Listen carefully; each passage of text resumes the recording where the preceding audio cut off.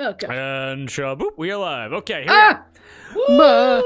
Oh my god, we're so late. It's okay, it was awesome. If No, you're- we're 3 minutes early. We're right on time. Okay, guys, here's the plan. If we complain enough, we might be able to get a Gamer Subs flavor or a cup. If we complain. So if we, so there's a very famous story where Russian Badger, he's a gaming YouTuber, he wanted to get like the comically large spoon, like from the meme. He wanted that added into the game Payday 2, and so what he did, he has like 6 million subs. He has like 6 million subs on YouTube, and so he went, "Hey guys, I want you guys to mobilize in the Payday Twitters, not to harass anyone, but I want you to go in and put hashtag comically large spoon to the point where the devs cannot go into any thread and see any comments besides that." And like 8 months after he did that, they added it in, and I'm pretty sure the update said like added weapons, comically large spoon, Russian Badger, here you go. It's just, oh yeah, very funny. Oh, man. So guys, if we're able to mobilize our 199 subscribers, Yeah. Rule bows, listen up. Rubos, roll out. I need a waifu cup for my lid. All I have is the lid because I only ordered the lid because they're out of cups. Ordered the lid. Well, because they're out of cups. Oh my god. They only had the nurse, and we I had to didn't make want the the shipping nurse. I worth wanted it. the kitties. Who would be the lady that we would put on the Gamer Subs cup? The In Duke. this Hather. Oh, in this, absolutely. Yeah. In Palm of the Fist, it's the Duke, but he has a giant ass and double D breath. Oh yeah, no, I mean, actually, an I olive changed it. It's waifu olive. cup. An olive waifu cup. Cowrie would fucking love that shit. Cowrie would be like, Yes. my special trinket. Yes. They'd be like, what's that clinking on your hip? And Cowrie would be like, oh, it's my waifu cup. This is You my want to see waifu it? cup. This is my This is my beautiful wife. girlfriend. Look at my girlfriend. Oh God. Okay. Holy crap. Okay. Well, with that, anything else we want to get into before we begin? Drew, you have to swap me and Moss. Oh, thank God. Normally, you see, we're becoming more I'm professional. so strong and hot. Normally, it I'm would've also taken so us- strong and hot. Normally, it would have taken us 45 minutes to realize that. So, oh. I'm strong and hot now. Who's where? I'm a little bastard. No, you're a what- tall, lanky little bastard now. There we go. little bastard. Little baby man, little There we baby, go. little baby man. Little baby I'm just a Little man. bitch birthday boy. boy. I'm just a little birthday boy. Birthday on his boy. birthday. It's my birthday. I'm a little guy. It's my birthday. Guys, it's my birthday. Okay. Then Come with on, I'm a little birthday boy. Oh, birthday boy. You can't hit a little boy on his birthday. Hey, a little guy on his birthday. No. quiet on set. we have to start. Or we're not gonna get. It's 8:30. We can start now. There we go. We had to filibuster just a little bit more. Yeah. Okay. Drew, don't you want to be a little birthday boy? Oh my god. It's not even my birthday. It's not even my birthday yet. Yes, it is. It's your It'll birthday. be You're a little soon. birthday boy. I'm a little birthday boy? You're a little birthday boy. Oh my god, No one okay. can hit you on your birthday. You're a little Congratu- birthday boy. Oh my god, congratulations. It's everyone's birthday here. Yeah. Cherie, little birthday Wax, and boys. Hotha were all born on the same day. Yeah. Like horses. different- Like Wait horses. a minute. Yes. Was Cherie born? Excellent question. Excellent Was question. Wax born? I presume. Well, actually, I would imagine, like, well, Cherie was Cherie was made in a lab to bang hot chicks Yeah. and kill monsters like Geralt Yeah. of Rivia. And, Yeah. and I think Wax was made when, like, over some top of, like, Fey primordial ooze, someone had a marital argument, and Wax just emerged out like the fucking Uruk-hai from Lord of the Rings. Like, what's going on? Oh, God. Oh my god, she said What are you guys that? fighting about? I wouldn't take that if I were you. That's just me, though. Oh, God. Okay. But speaking about causing marital arguments, I don't know Yeah. how we're going to make that tie in. Incredible. Thank you. Anything else we want to jump into before we begin? Oh. Okay. Do we want to play some D&D? Yeah. Yes, Yes. and yes. Yes. Okay. Then, how about a deep and cleansing breath before we begin? Sound good? Yes. Yes. Perfect. Then everyone, please join me. Oh, amazing. Please join me.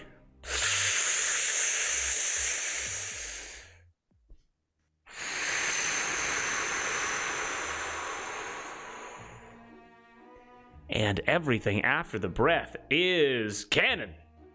4?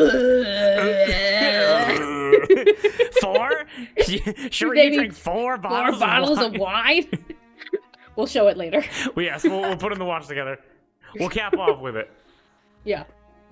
But for now, last session, a quick recap. There's a wide selection of insulting rooms, the beginning of reconciliation, planning, and a conversation with Spritz.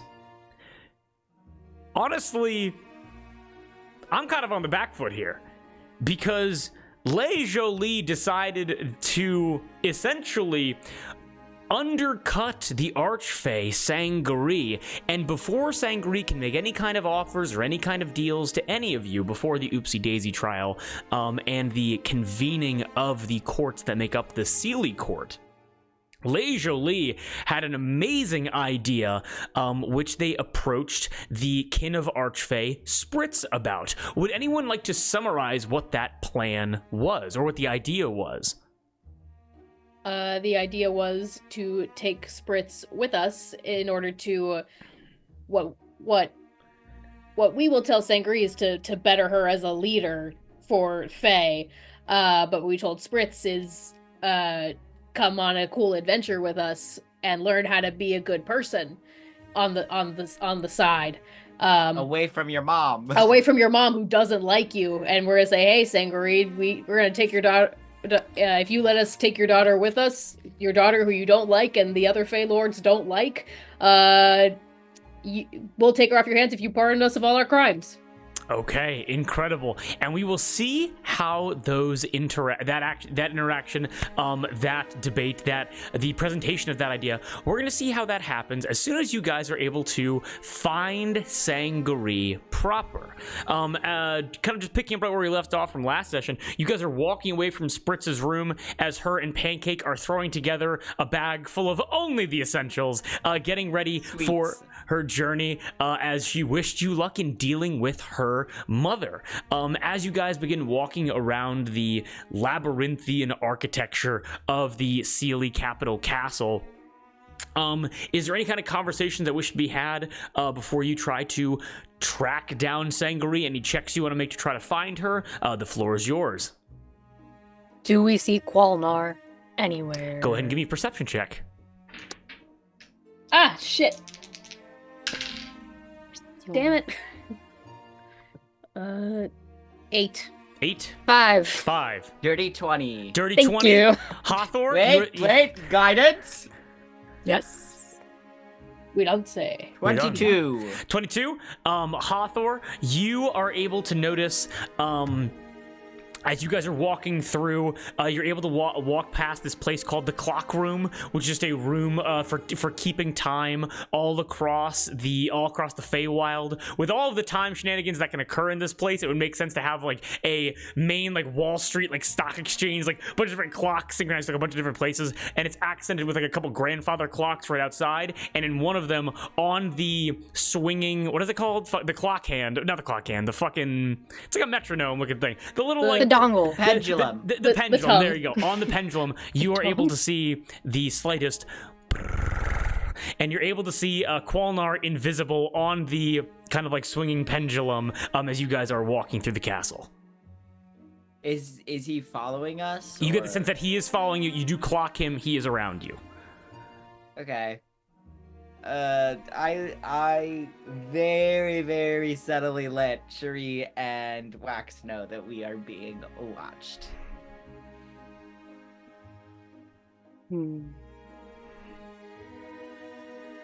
Oh boy, I'm so happy that this deal will benefit all of us equally. I can't wait to tell Sangaree about it. You're playing it on a little thick.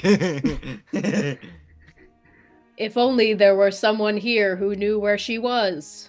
Then we could talk to her about it. Instead, we have to find her.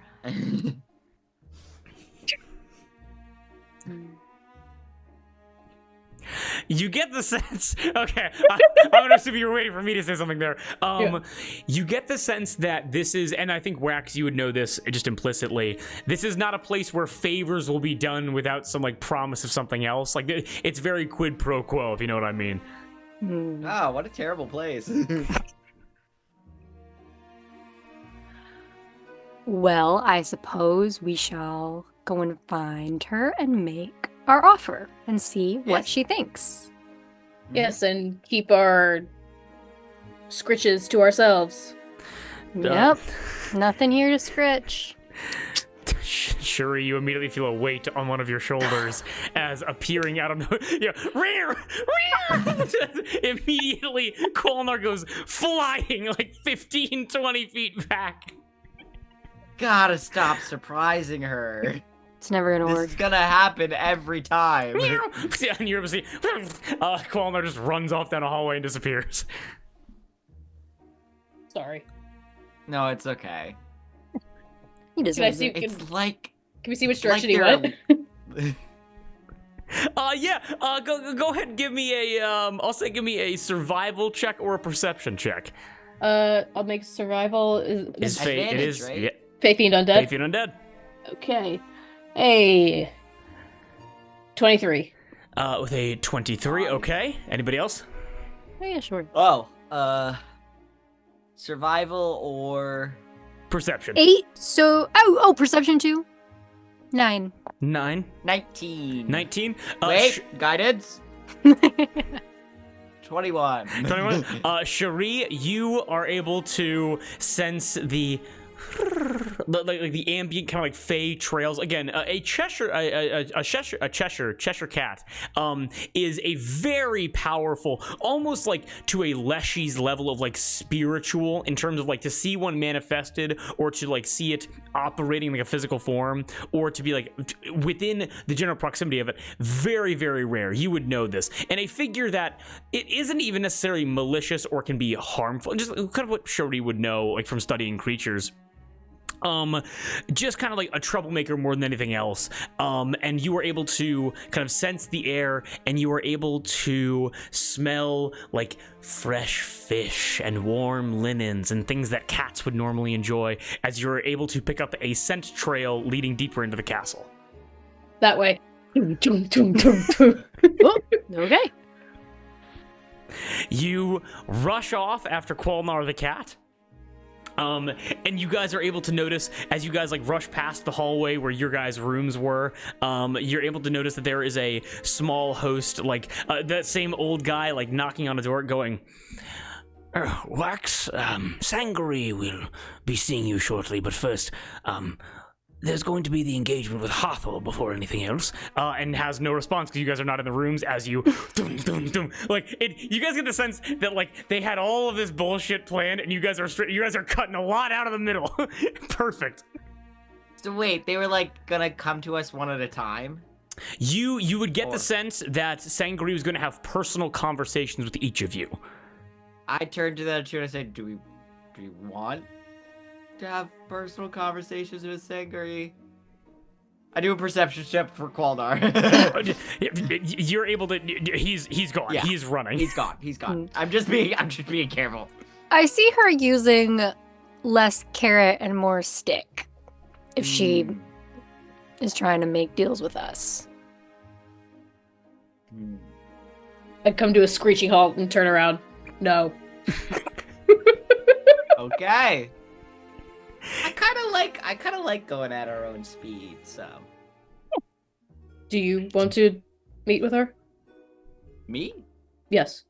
Oh yes, I want to figure out her brain so I can better help her be a better parent.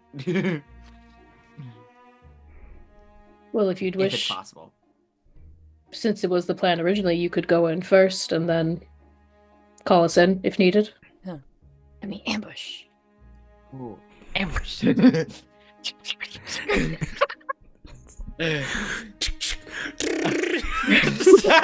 Where did you get automatic rifles in a fucking Feywild?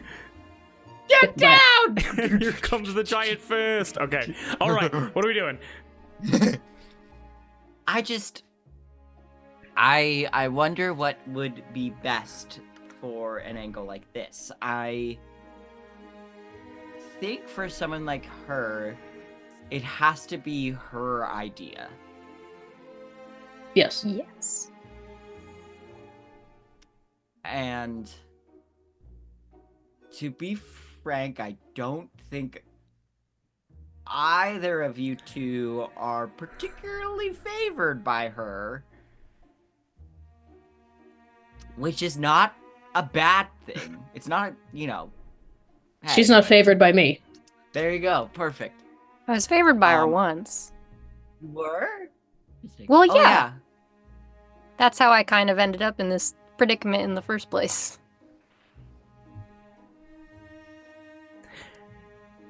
Before we get into it, do we want to sit down and do you want us to tell us the whole thing, or I mean, I can. Or this might be above table. This might be my Swiss cheese memory being yeah, we haven't really talked about the whole thing. And it's no, we've done this several times. I don't think we have. It's been told indirectly. Yeah. That I said that I was banished. I didn't really say. We know you messed up Spritz's marriage, but yes. not none of the specifics. And why you did it and stuff like that. So. Well, I did it for the same reason I've really done anything I've done like that, because I felt like it. I am not. I will admit, in previous times, I would either I would be out at a party causing mischief, or I would kind of just be hermiting it up. So I was not really up on who's who, and it was dark, and I didn't realize it was Spritz when I was kind of causing a fight. But I'm getting ahead of myself. Before that, not gonna lie to you, I'm looking at my document. Darby, as you're looking that up, no problem at all. Go ahead and give me just a quick strategy check as you guys are kind of going over this information. All of us? Yeah, just everyone here. Oh, I can't do guidance. Okay. The rolls are not hot today. They are not. Nat 1. 9. 9? I'm gonna flip my coin. 11. 11? Oh, I'm gonna save my coin flip for when I'm talking to Sangari. Okay. It's worse. So we'll go with the 9. Okay. I say nothing.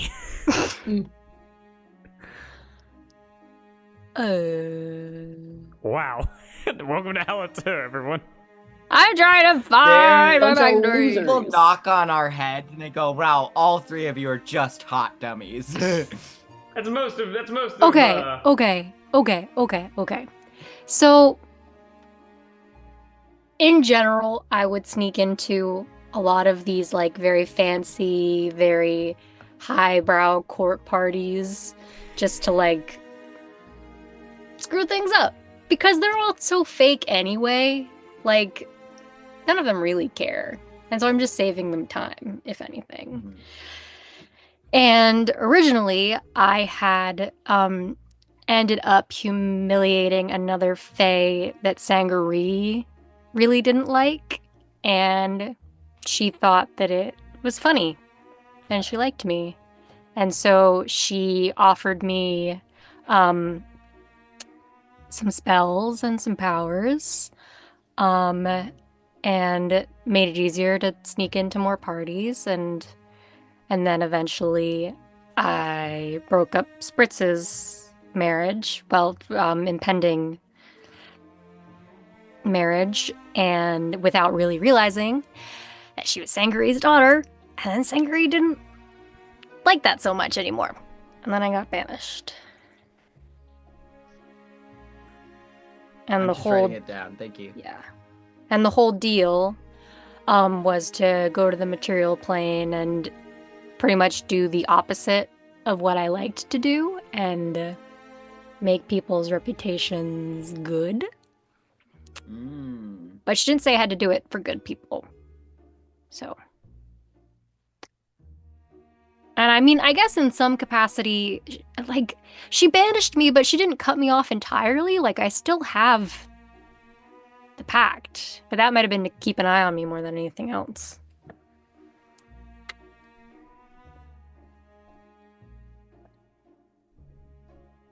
If she hadn't liked me already, she might have just killed me. Or probably nothing that direct, but it could have been worse.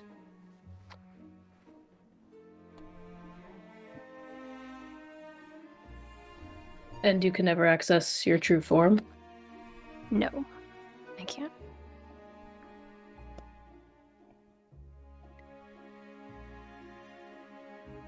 Well, it's good to know what we're defending.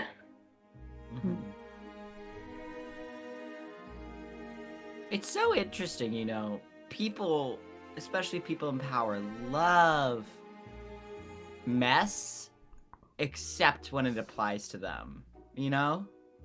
Yeah. That's why it was so fun. Yeah. It's like, oh, I get mad at you for doing the thing that I rewarded you for in the first place, you know? Yeah. But the rules don't apply to me, and so... This whole time, I've made sure we're not being eavesdropped or spied upon. So what I will say is that the trail that Qualnar left is beginning to dissipate, so there will have to be a decision soon as to what you guys are doing. Yeah. This is something you could use against her. I think, Allatour, we'll be right outside, but I think you should be the one to speak with her first and butter her up, as it were. Okay. But we will accompany you. Yes. I will do just that. And I will do my best, Wax, to get you your form back. Thank you, Heather. I don't know if I can convince her to give it right away, or if it might take a while, but I will not forget that. Thank you. When it comes to the matters of our plan, you should call us in. Okay. So, like, when we're explaining, logistics. Or... Yes, or if things get dire and you need help. Okay. But yes, this plan she has to think it's her idea. Yes. But I think the two of you can put that in her head. And Cherie, I think you are the most... You can be incredibly convincing when it comes to matters of honor and chivalry, and so I think even in your vampiric form, the way you hold yourself as a knight, I think will also be useful and convincing as well, so... We'll see. We'll see. The trail's dissipating. I am going to cast Enhance ability at second level. Okay. Second level. Second level. You guys are able to follow Qualnar's trail. Cherie being like a goddamn hound dog. What's up? I am also going to channel my divinity and sanctify a number of creatures. Channel divinity, and I'm going to... Oh, wait, what? Sorry. Channel divinity, Lover's Embrace. As an action, you can touch a creature and give it advantage on charisma checks for 1 minute. Ooh. What if... If you want to give that to one of them, we can disregard the timing of it, so it will just apply to the conversation. Okay, I'm gonna give it... I think I'm gonna give it to Cherie. I'm running away from you, dog. You better catch me. She's so fast. Scooby-Doo ass. Cherie, I'm trying to help. So am I. Whoa, Cherie, you're a vampire. Ruh-roh. Raggy, the There are rebel three ride. things I knew about Cherie. One, she was a vampire. Okay.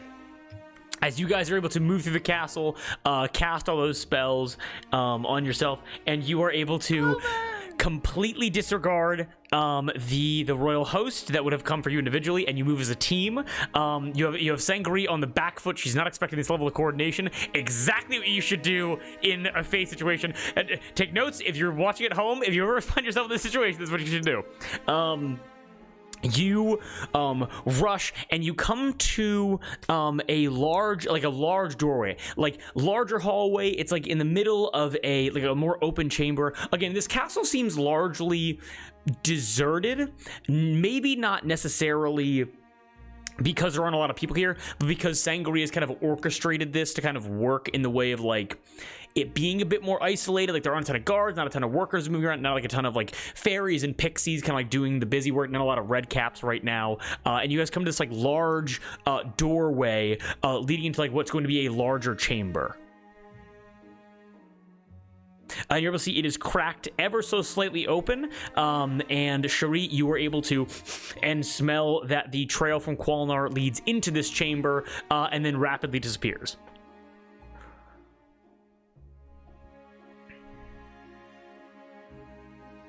Is Hathor going in first? Yeah, I'm All trying right. to see if I have anything that can help. Before I go in, I've like stopped at my room to like get ready and get dressed, and so I'm wearing like a corset top. My tits look fabulous. Amazing. My hair is slightly curly from the braids it's been in. I have little gold horn tips. Okay. And no makeup, freckles everywhere. Eyes, Beautiful. bright gold. Natural beauty, incredible, a great rack, and you were able to come to And this like chamber. before we go in, you see Hathor like hold on, and like readjust. You gotta get the girls ready. Yeah, I get you. Okay. Cherie, you can look at stuff other than the ceiling. It's an interesting ceiling. I give you permission. You're missing to out, look. Cherie. You're able to see that there's a huge mosaic, like a giant painting of things that can clearly move, but only when they're not being looked at. And you're able to see a bunch of like people, like very like Greek, like beautiful, like probably took like hundreds of hours. And all of the people, like all the fey creatures, like in the actual mosaic, are all looking down, going. And I'm just shocked by Hathor's breasts. Point my sword at them. Look away! They can't while you're looking at them. I look at the floor. Okay. Do you look back?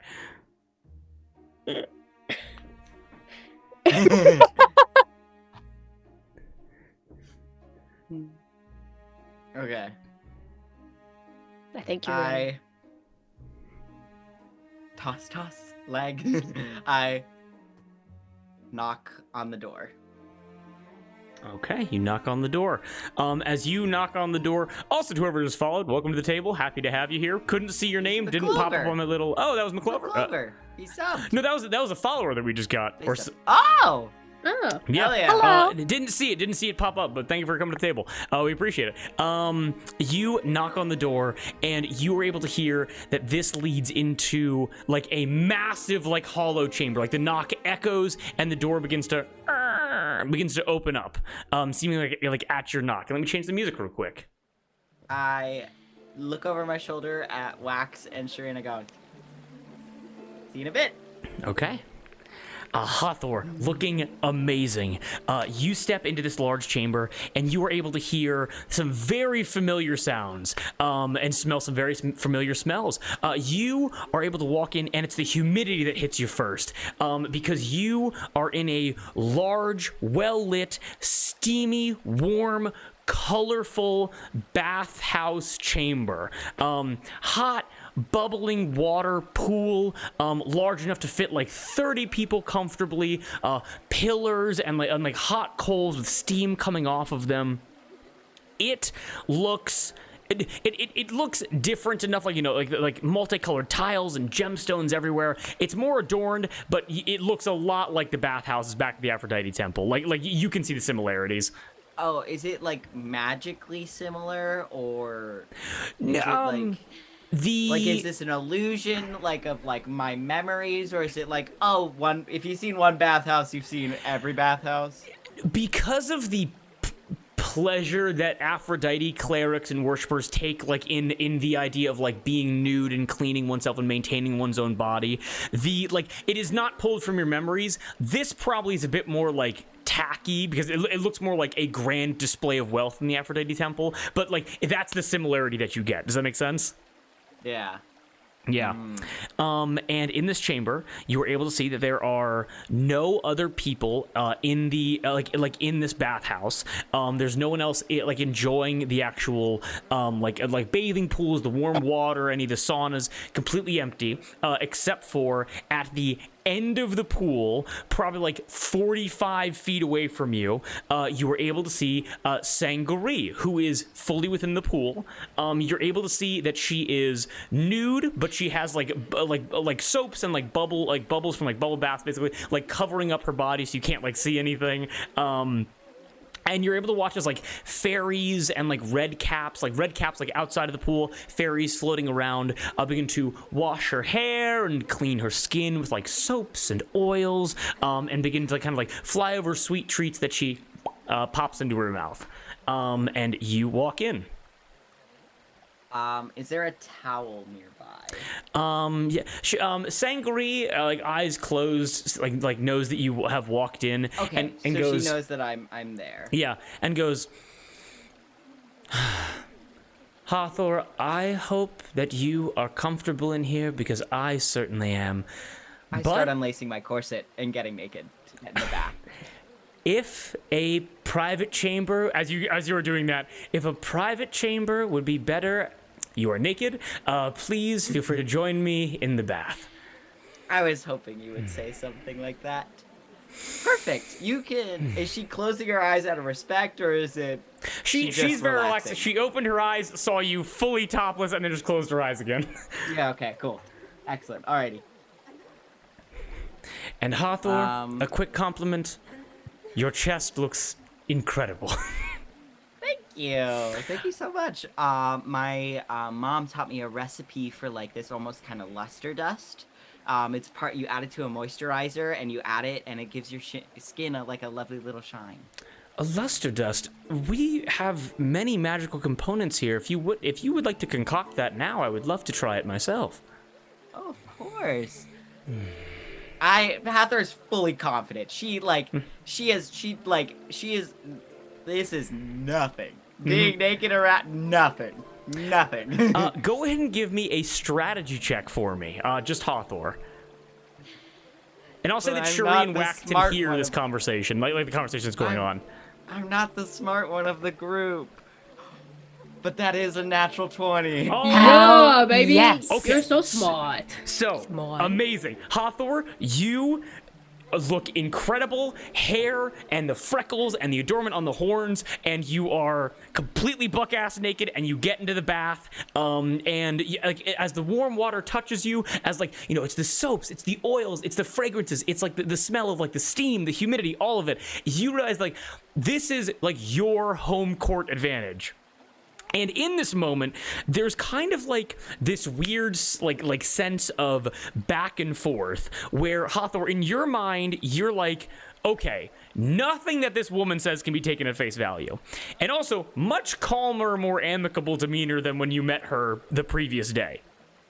But, and you realize, okay, so here's the mindfuckery here. Because with a nat 20, Hathor, you're like, oh, I know how manipulators work.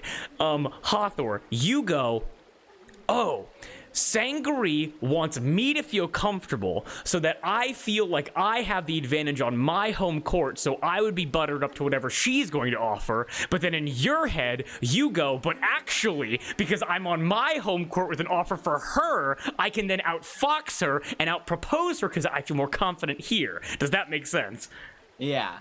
And so, and actually, retroactively speaking, Sangaree is looking to put you guys on the back foot by making you more comfortable. To kind of like, but because you don't sell someone on something by making them feel like they're lesser, you know, that's not how you make deals with people. Yeah. And so as you're like entering into the bath again, so relaxing, you have not had a proper bath like this in I like so do the long. full like hair flip back, like Baywatch out of the water.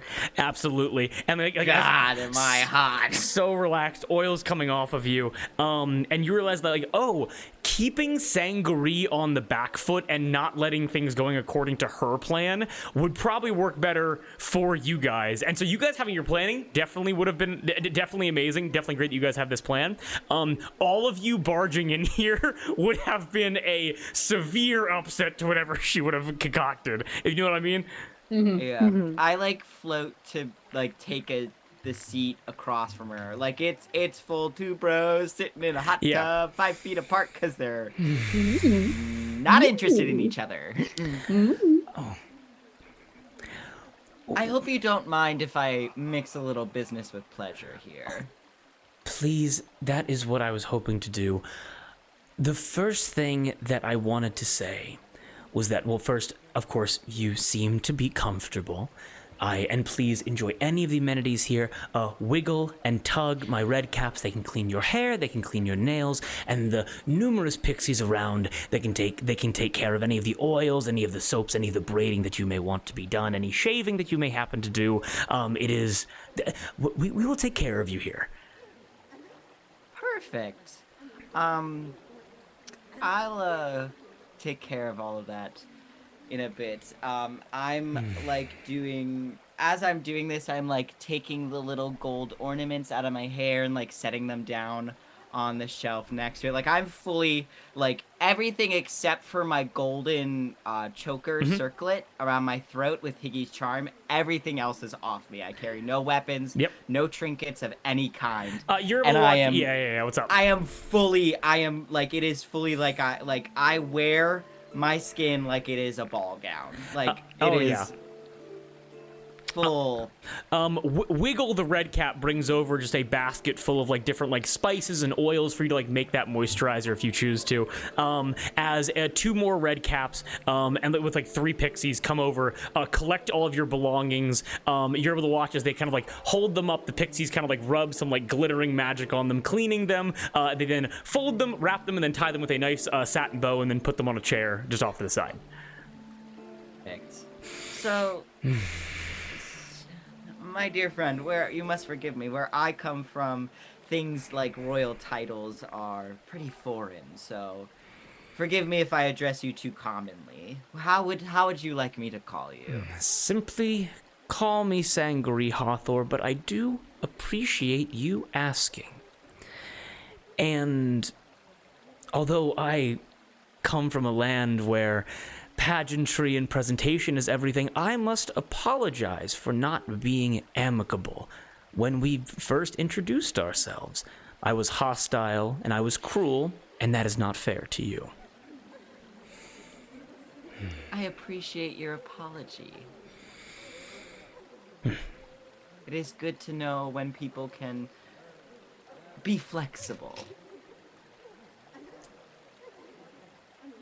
That's such an interesting thing to mention because, if I understand correctly, you are a woman of the cloth. You're a woman of faith. Does your faith come with a large amount of flexibility in your followers and your practices and your rituals? Physically? If you want, yes. She opens an eye. No.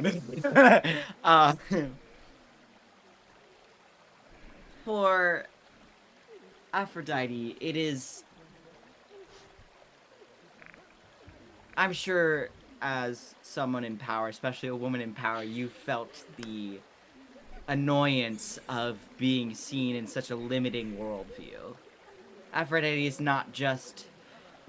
So often the narrative is, oh, she's the goddess of beauty and love, and people soon forget that, oh, that isn't just like a young woman in her 20s, you know? Like, that's so much more than just fairy tale ideas of romance and beauty. And I'm making the moisturizer as I'm doing this. And I would like to roll an insight check to see what kind of scents, like maybe like which scent bottles are a little bit more used, like they're a little bit more favored by Sangaree. Okay, go ahead and give me an insight check. Yeah. Okay. That is in 19. 19. Lots of the like the cacao and vanilla and the idea of like sugary like rosing rosing sweets, like things that are very like food related, like very dessert related. Okay, I pick a more like earthen honey kind of sweetness. Okay, love it. Where it's more grounded than it is like sugary and saccharine. And as I'm doing it, I'm doing this grand big thing, and I go, well, forgive me, but I do understand that your daughter is struggling a little bit. I have a way with these things, with love. And, you know, I have a mother, and she is the person who I would say I love the most in the world, and I hope I make her proud with every one of my choices. And so I know that we all want the best for each other, and especially, I have no children of my own, but I see it in my mother's eyes when she looks at me of, you want your children to do well, you know? She opens her eyes and like, yeah, what's up? You put all this time and effort and care and love and focus into another being, and you don't. It's, you know, you can't control other people. But when it's your kids, it's... you also simply can't stand by and watch. She leans forward a bit and goes, well, Hathor, although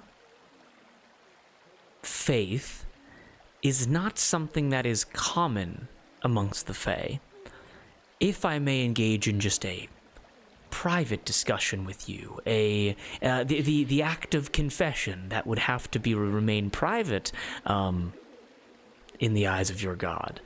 May I tell you some things in private? Of course. You speak of devotion and love as if they are the same thing, and that is so interesting to a person. And she's like, her eyes are open, like she's leaning forward now, like she's engaging this conversation with you. And she's like, oh, that smells wonderful. Please continue. And that's so interesting because, again, as Fae, faith is not something that is commonly engaged in. The idea of like worshiping out of an obligation is something that kind of rubs us a wrong way generally, because there are those that are fairer, there are those that are cleverer, there are those that are more beautiful or are wittier. And so who you pay fealty to is constantly changing because of what you can acknowledge, not because of something that is immaterial. But devotion and love are things that I definitely understand, because I love Spritz. I love my daughter. I really do. And I am devoted to my daughter. I really am. Even when it pains me to do so. And my understanding is that with any parent, with any child, it can sometimes be a pain to have someone that depends upon you to mold them into becoming the best version of themselves. And I will admit that it has been a chronic pain of late, but I do want what's best for her in the same way that I want what's best for you.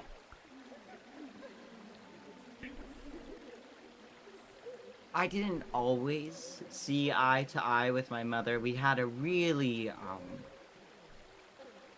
she, through circumstances beyond her control, cannot leave the temple of Aphrodite in Kipia. So restricted. And she is a homebody naturally, and so it does not brush her. It does not go against her grain in quite the same way that it would against mine. I was born in the heart of pirate land, and so freedom is, you talk about devotion and following people because of duty, and it is not quite the case where I come from. We follow because that is our truth. It is not an obligation, it is a choice. If that makes sense. Just like you choose to, people choose here to follow somebody one day and then the other, but devotion, I think, comes from the conscious choice. Devotion is not something that you can force out of people, or you can order people to feel. Devotion comes from a choice. Just like love. Yes. Just like love. And, well, your mother, her story, it truly troubles me. To be trapped in a place with no hope of escape, that is horrible. Well, that is how I saw it for so long. I've always been a little bit of a wild one. And we used to argue so much because for me, looking at her was like, I could figure out a way to give you a much better life. Like, we could have it be so you could run wild and free and see all of the world, because her nature, she was limited and chained in the 9 hells before she chose Aphrodite and freed herself. And so for a very long time, I was so frustrated with this idea of the woman who taught me choice and taught me what it means to be your own person was also the woman who could not step a foot outside the temple. And it was hard for me to understand that to be her choice.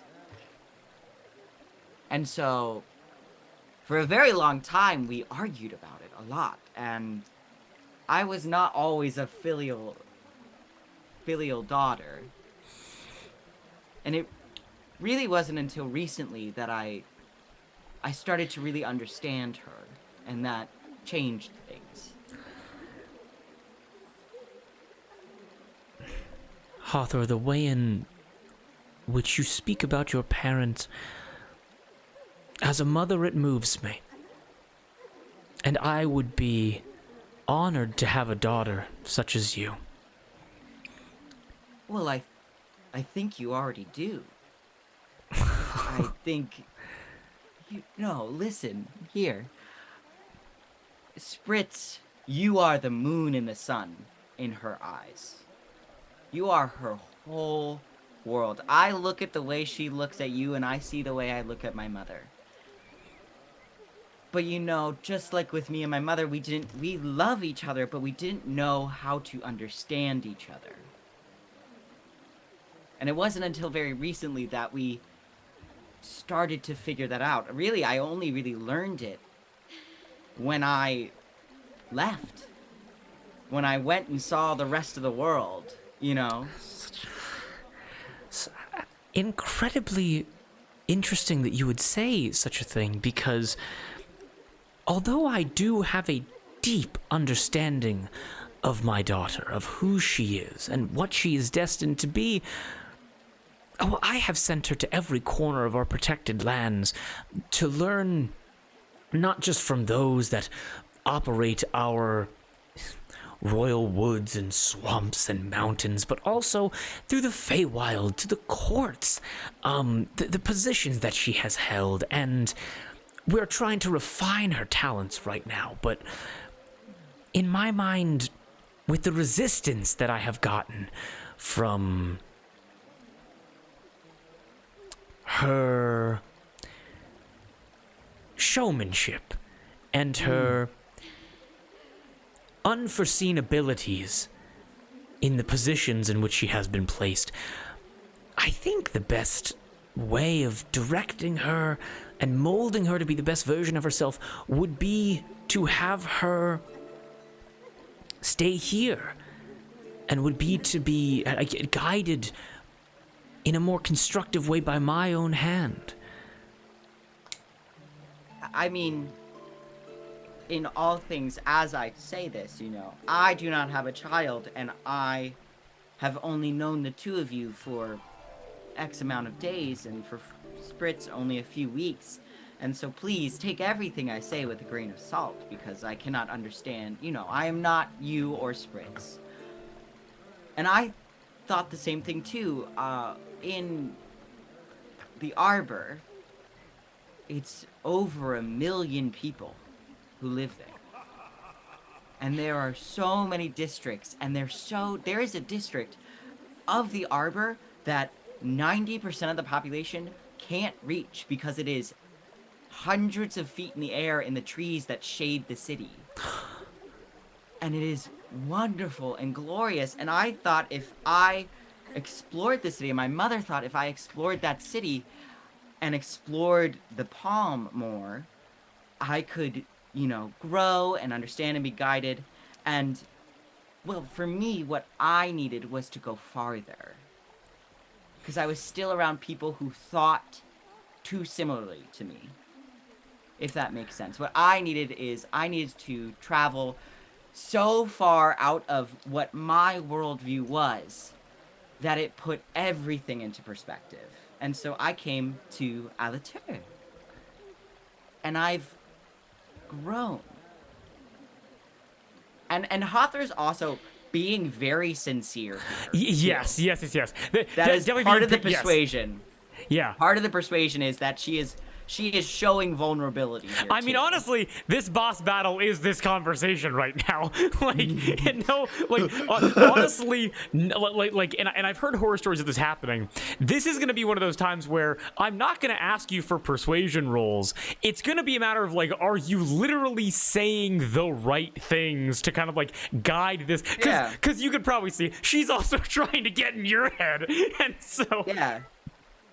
And Hathor's fully faking the, because Hathor's going such a sincere route, because this is how she's playing 4D chess. She's going, this woman is such a manipulator, and what does she expect? Other people to manipulate her. So what is the thing that's going to get to her, set her on the back foot? Honesty, vulnerability, sincerity. And so Hathor is playing moves here, but she's also, she's not lying, and she's not going to hide anything, because that's what Sangari expects. Okay. Oh, I fucking love how you guys have thought about this. And so... Yeah. But that's what I needed. And I can say, because your daughter isn't an idiot. And your daughter isn't a bad person. And your daughter is capable of beautiful things, and I've seen them on our journey together, just in the few short weeks we've been around each other. What have you seen? I've seen her... So when we began, when we tumbled into the Feywild after preventing a dragon from basically destroying a whole entire city in the material plane, we woke up inside, and I tell her the whole story of how we woke up and came out, and how Spritz had all our shit on her. Okay. And and this idea of, and I was watching her just pour tea down people's throats. And it was, at first it was oh, haha. And then it was oh, I don't think these people actually want tea, And so, and Spritz had a hard time listening to people. And if you ever want to, listen, if you ever want people to like you, you at least need to be good at pretending to listen. Because otherwise, who's going to talk to a brick wall? Some people do here, and sometimes the brick walls talk back. Well, that's fabulous. That's cool. But I've seen her just because she's so curious about things. And she desperately wants to know and wants to understand how things are working around her, so she can be the person you want her to be. But I also think that there's so much pressure. She's the warden of the flowers. You are an archfey of this realm.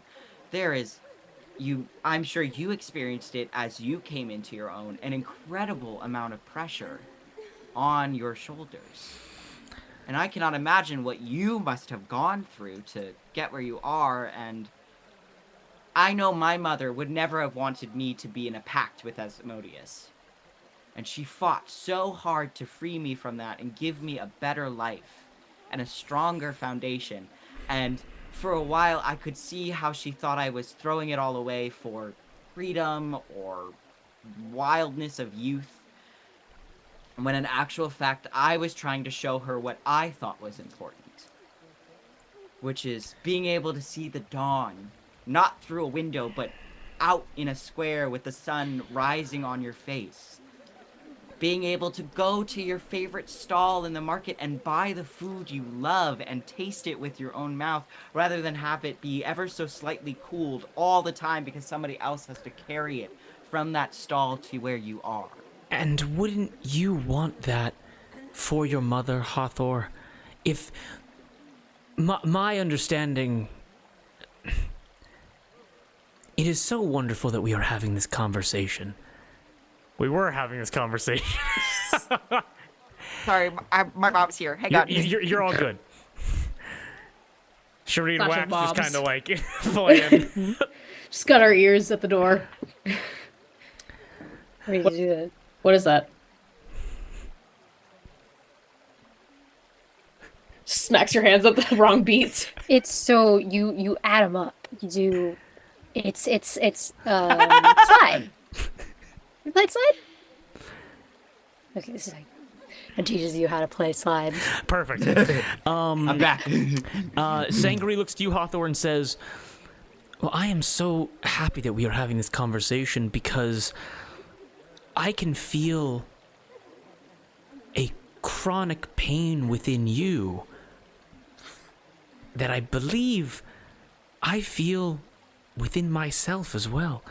And where my chronic pain is for my daughter, I believe and again, I wish not to speak out of turn, I believe your chronic pain is for your mother, and the fact that she traded in one pair of cuffs for another, and that even though her freedom was able to give birth to such a miracle of beauty as yourself, to not be able to go and smell the smells of a luxurious city and to feel the warmth of the sun direct from the sky and to go and pet dogs and cats and feel as you take ripe fruit.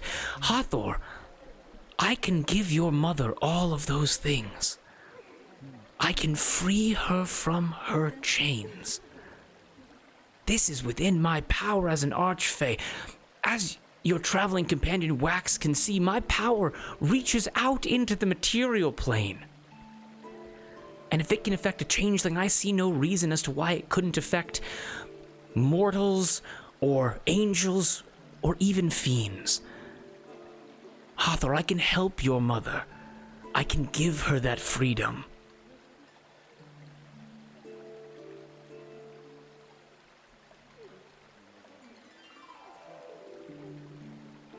I love that you care about things.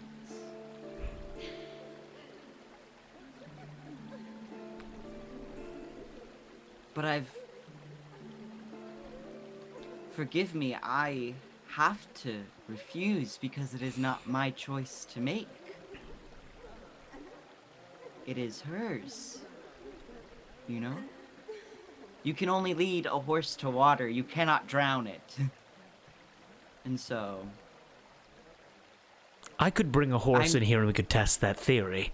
I mean, you can technically drown it, but you cannot make it drink if it doesn't want to. Unless you use magic, but then you're still... Remember, devotion is a choice, right? And so... In the event of parenthood, devotion is not a choice. But in the event of childhood, I think it is. And I think that's the burden of parenthood. is that for you and my mother, there is no choice. But for me and Spritz, that's all it is.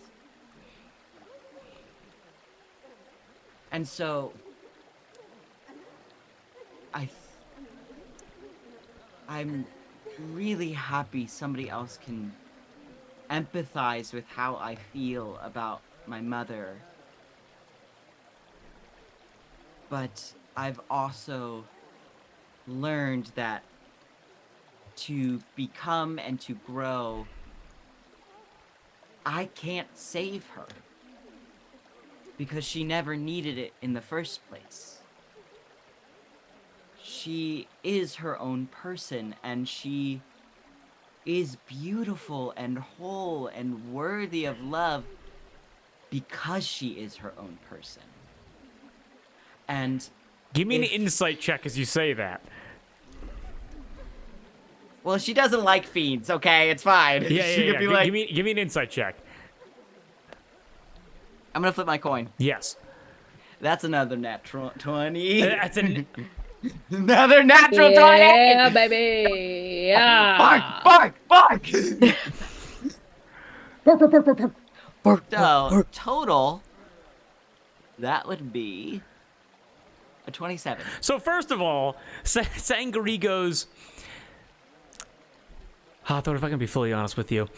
Oh, yes, please. This being in a bath and just having people wash my hair. Oh. That is incredible. It's meant not to be too pungent, and so it'll be like a gentle whiff on your skin. Up. Like, you know when you freshly wash hair and you move your head and you get a little bit of the smell and it smells so good? It's gonna be like that, so it's not gonna be super strong. Like in a moment of calm where I'm just to myself, I can kind of smell it. This is wonderful. This is amazing. Thank you. I'm going to, Yeah. Excellent. First of all, being in a bath and simply talking, this is so much better. I've missed this. I had a full regiment where I was going to go and go to the training yard, and then I was going to go to the actual like ancient court, the ancient court amphitheater. I could spend hours in here. Here's what we're gonna do. Okay. Let's get Cherie, let's get Wax, let's get them in here. Again, private chambers, they can remain clothed if they wish, but the water is warm, the suds are nice. Let's all just have a conversation. Let's just talk going forward here. Excellent. If I'm gonna be perfectly honest with you, I'm really excited to see their reactions. Perfect. You're able to see Qualnar appears on her shoulder.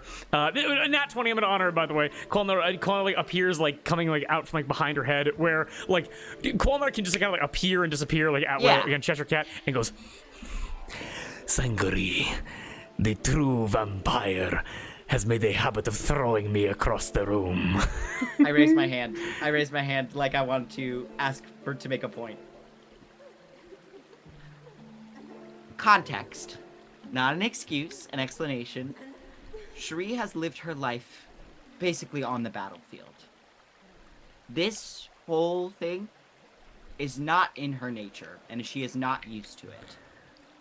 And so if you've spent your whole life with every gesture towards you being one of violence, how are you then to determine when ones are made of peace? So, I challenge you, Qualnar. You challenge me. Look at how screechable I am. I've challenged you to find a way for Cherie to pet you of her own free will. Then allow me to go and find her now, so I may summon them into the bathhouse. Qualnar, it's kind of like, silently. Am I moving the needle at all? Yes, yeah, okay. Moves Cherie and Wax, you're doing hands. What are they called again? Slide? Slide. You're playing slide. Cherie, give me a perception check. Not one. You feel a warm sensation on your foot. Punt it. Oh, if we mess up, we have to start over. The door. I kick him straight up from the ceiling. just straight up, and through the ceiling. As you look up, you're able to see all the paintings go. like trying to catch Qualnar, but they can't because they can't move because you're looking at him. And he goes, Rear! He's like the cat twist midair, and then disappears into sparkles as the door is now open to the bathhouse as Sangori beckons you both inside. So who won? Well, we're kind of... Well, I won. Because you stopped. Well done. Thank you. I will train.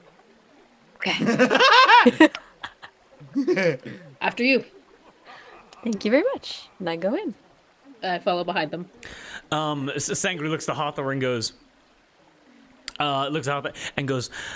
just customary head back, eyes closed when you have honored guests coming in, just to, whatever they wish to review. Insight check to see if she's bullshitting me or not. She does it. She just fully does it. She also did it for you. Okay. So I do it. Yeah. I keep one eye open and I wave at them. Sangri. And I blow kisses at them. So, you're able to see Hathor in her fucking element, getting like pretty friendly with Sangri as head back, eyes closed, goes, if you wish to disrobe, you may. If you wish to join us, you may also join us fully clothed. It's been known to happen. We wish to involve you in this conversation going forward, but also if you wish to pull up a chair to remain within your armor and armaments, that is also fine. Cherie's armor gets fucking rusted after this. Oh, it's been rusted. But only from, like, this point down, because she's just standing rigid in the bathwater. What do you guys do? Wax strips and gets in the bath. Okay, perfect. I high-five Wax. Whee! What does Cherie do? Tell you in a sec. Come on. Roll and die about it. Roll and die about it. Cherie, slowly, because it does take a while to remove armor, she slowly disrobes, following Wax's and Hathor's lead. Very Brienne of Tarth. Awesome. Love it. Mm-hmm. And gets in the water. It takes you 6 minutes to get all your stuff off. Yep. Very classic medieval armor. Clatter, clatter, Yeah, clatter. and that's a new record. And Hathor, that nat 20 insight check, with everything that Sangari's saying about her daughter, and Wax, I'm gonna say with that nat 20, I feel like you would notice this as well. Fuck it, you all notice this for whatever reason. Cherie, you're good at researching, like, offspring. Wax, it's kind of like connected to the mystery of that book and like all those connections, like everything like that. And Hathor, to you, it's the relationship, it's the parental relationship of like mother to daughter, daughter to mother. And what you're, as Sangari like tilts her head back once again, you're able to see a birthmark on the underside of her chin. Again, it's not huge, could be easily covered by makeup, but it's like an oblong birthmark, just so you know, the kiss of an angel, you could call it. But with that nat 20, what each of you are able to realize as you get into the bath and as you kind of like take positions like alongside Hathor, just to continue this conversation, what you're all able to remember is from the days and days and days that you spent with Spritz on the road, you would all recognize that Spritz has the exact same birthmark in the exact same place. To switch, and again, this is recognized, but I'm going to explain it like I'm explaining it to Wax, because Wax... it was always a question at the back of your mind of Sangari never had a husband. Sangari never had, like, a partner that she, like...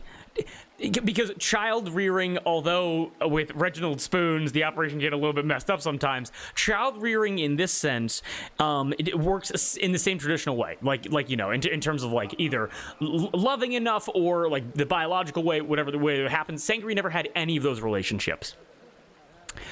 As you see that birthmark, and you remember, and like kind of remember about like Spritz and her skin and her freckles and her small horns and her pink hair, and now she looks so much like her mom. With that birthmark, you are all able to realize that Spritz does not look a lot like her mom. Spritz is her mom. Spritz is a younger version of Sangaree that was spawned through an archphase magic.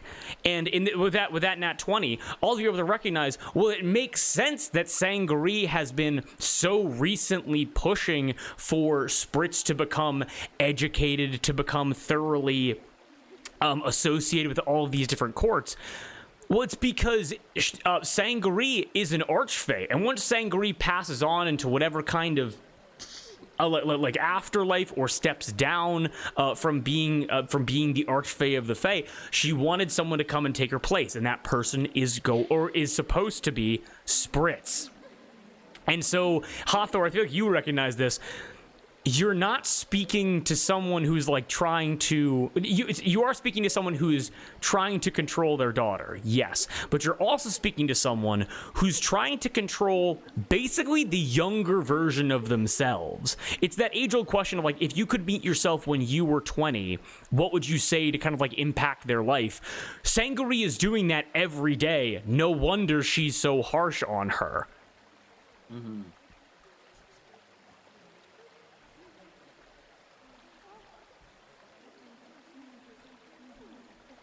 So, you go. I was just gonna ask where. Thank you for inviting us inside, and I was wondering where we were at in this discussion and how we can contribute. You know, Sangaree, I think you would... I take a moment and I breathe. And it's... Small correction, the only other piece of jewelry I did not take off was the sending stone connected to my mother. Aww. And I take it off and I say, you know, Sangaree, I think I can get you so far, but I think you need somebody to talk to about this. And I give it to her. And I go, that's to my mother. Before you fully used it, I can explain to her about it. And I actually think it will do her a lot of good, and hopefully maybe you a little bit of good too.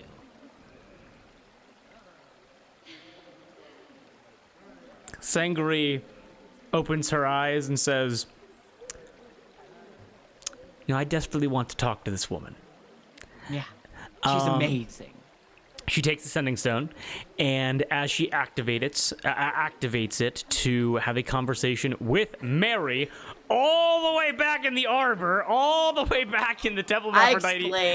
I explain a little bit, and I basically say, like, hey, Mama, I've got somebody here who's kind of going through what we went through when I was younger with their kiddo. And I was wondering if you could just be there for them. And as you say that into the sending stone, Mary will have her response, and I will have a conversation with myself. We are back from our break. Watching my show. Talk to yourself. We all having a good time so far. Oh yeah. Yes, Oh, yeah. Also, love the fact that it's like, you know what? We gotta get my mom's permission before Spritz can come on the field trip. Holy shit. Absolutely amazing. Oh, amazing. Moss, you are killing it. Eight. I hope so. Eight. So good. Drew's so good at playing Sangaree because I think I'm getting through, but also he's keeping the poker face tight. Yeah, because like you're and that's the thing that I love about it, because it's like, oh, like she wants to offer you something in exchange for something else, and I'm very excited to have Shireen Wax involved in the conversation now as well, because Wax kind of knowing her Wax knowing her machinations of like what she's trying to do, that's gonna be a very interesting conversation to have going forward. But we will check in with that after our break. So everyone pee, pop your hips, go get some water, get some food. We'll see you guys soon. Peace out. Drew talks to himself.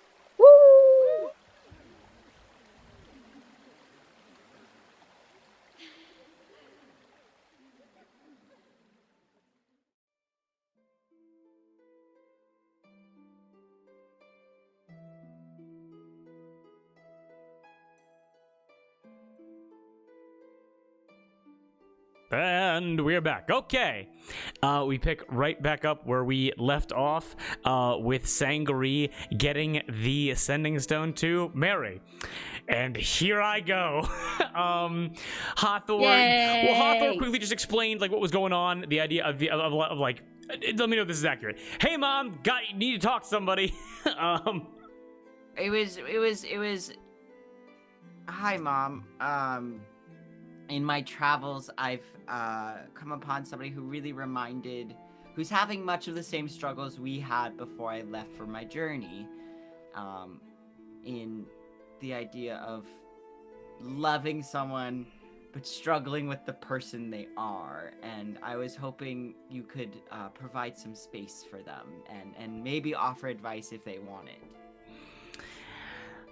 Oh, sweetie. I would be more than happy to stake my claim and give some advice to whoever it would be. Who will I be speaking to? Her name is Sangaree, and she is an archfey of the Feywild. Sangaree! The archfey of the Feywild? Yeah! Sangaree comes and grabs the Ascending Stone and goes, "Oh, hello. My name is Sangaree, the Archfey of the Feywild. Your daughter told me your story, and I must say that I am impressed. I was told that you may have some advice for me in regards to bringing my daughter into the fold to make her the best version of herself, to prepare her to rule properly. Please, what do you have to say?"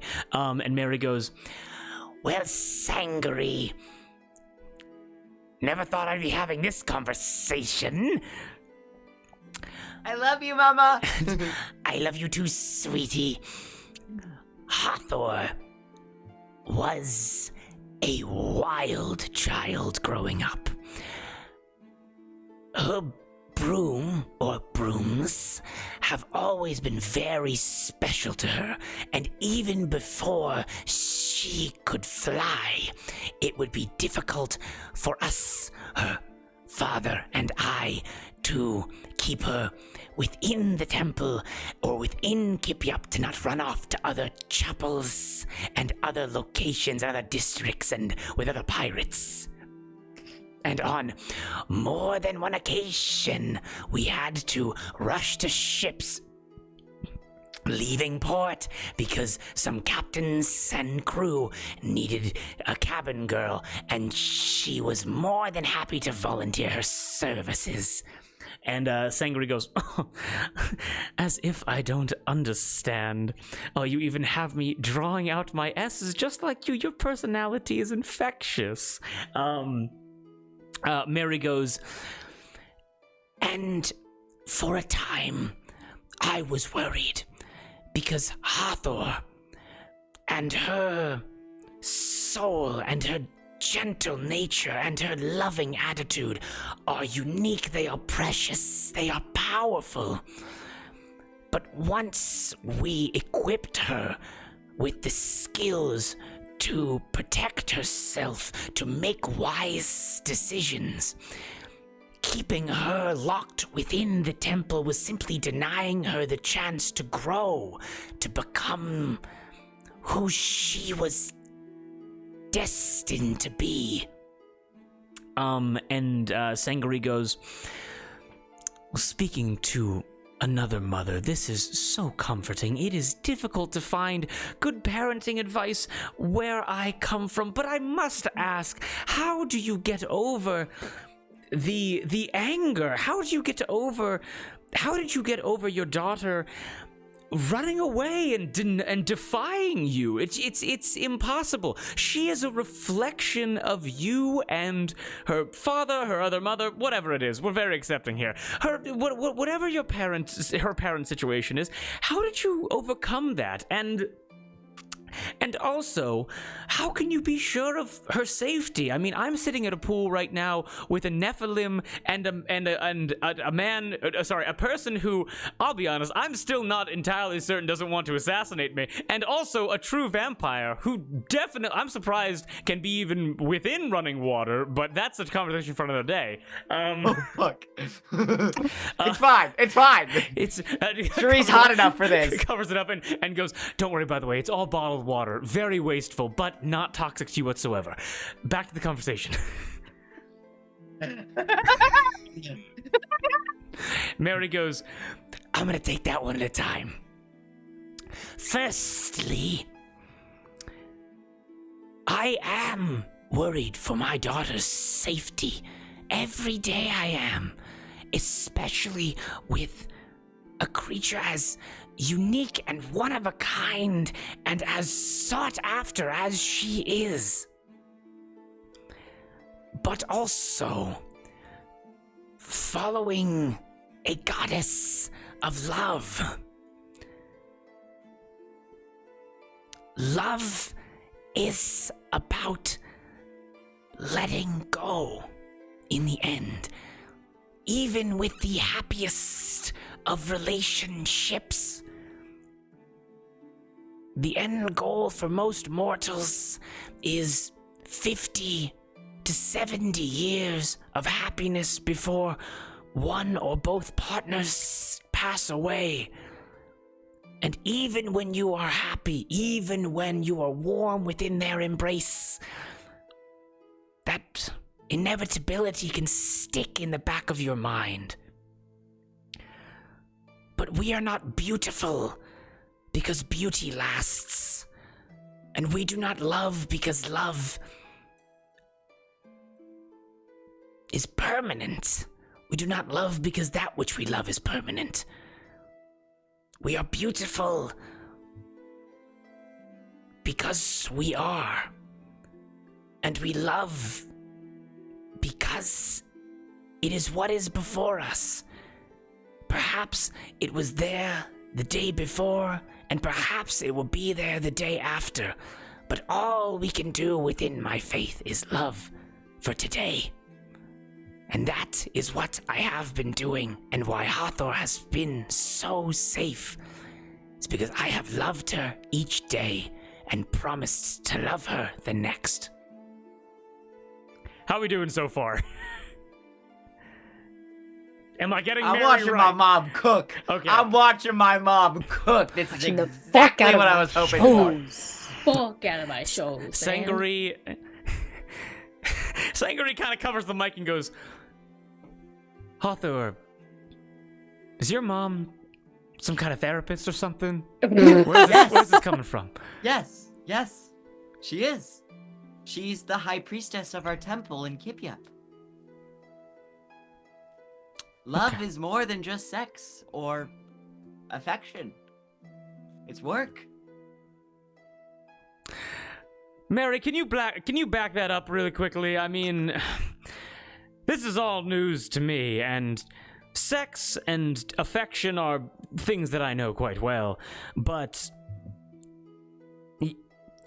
And Mary's kind of like, yes, and kind of like gives the usual like introductory spiel of like, here's how you form a proper relationship. We're not gonna get into all of that. It's been retread a lot in this game. But also, Mary totally understands the coming from the idea of, she didn't even call it love, but lust, of affection is only physical and it's only transactionary. Yeah, And then yeah. her recovery from that.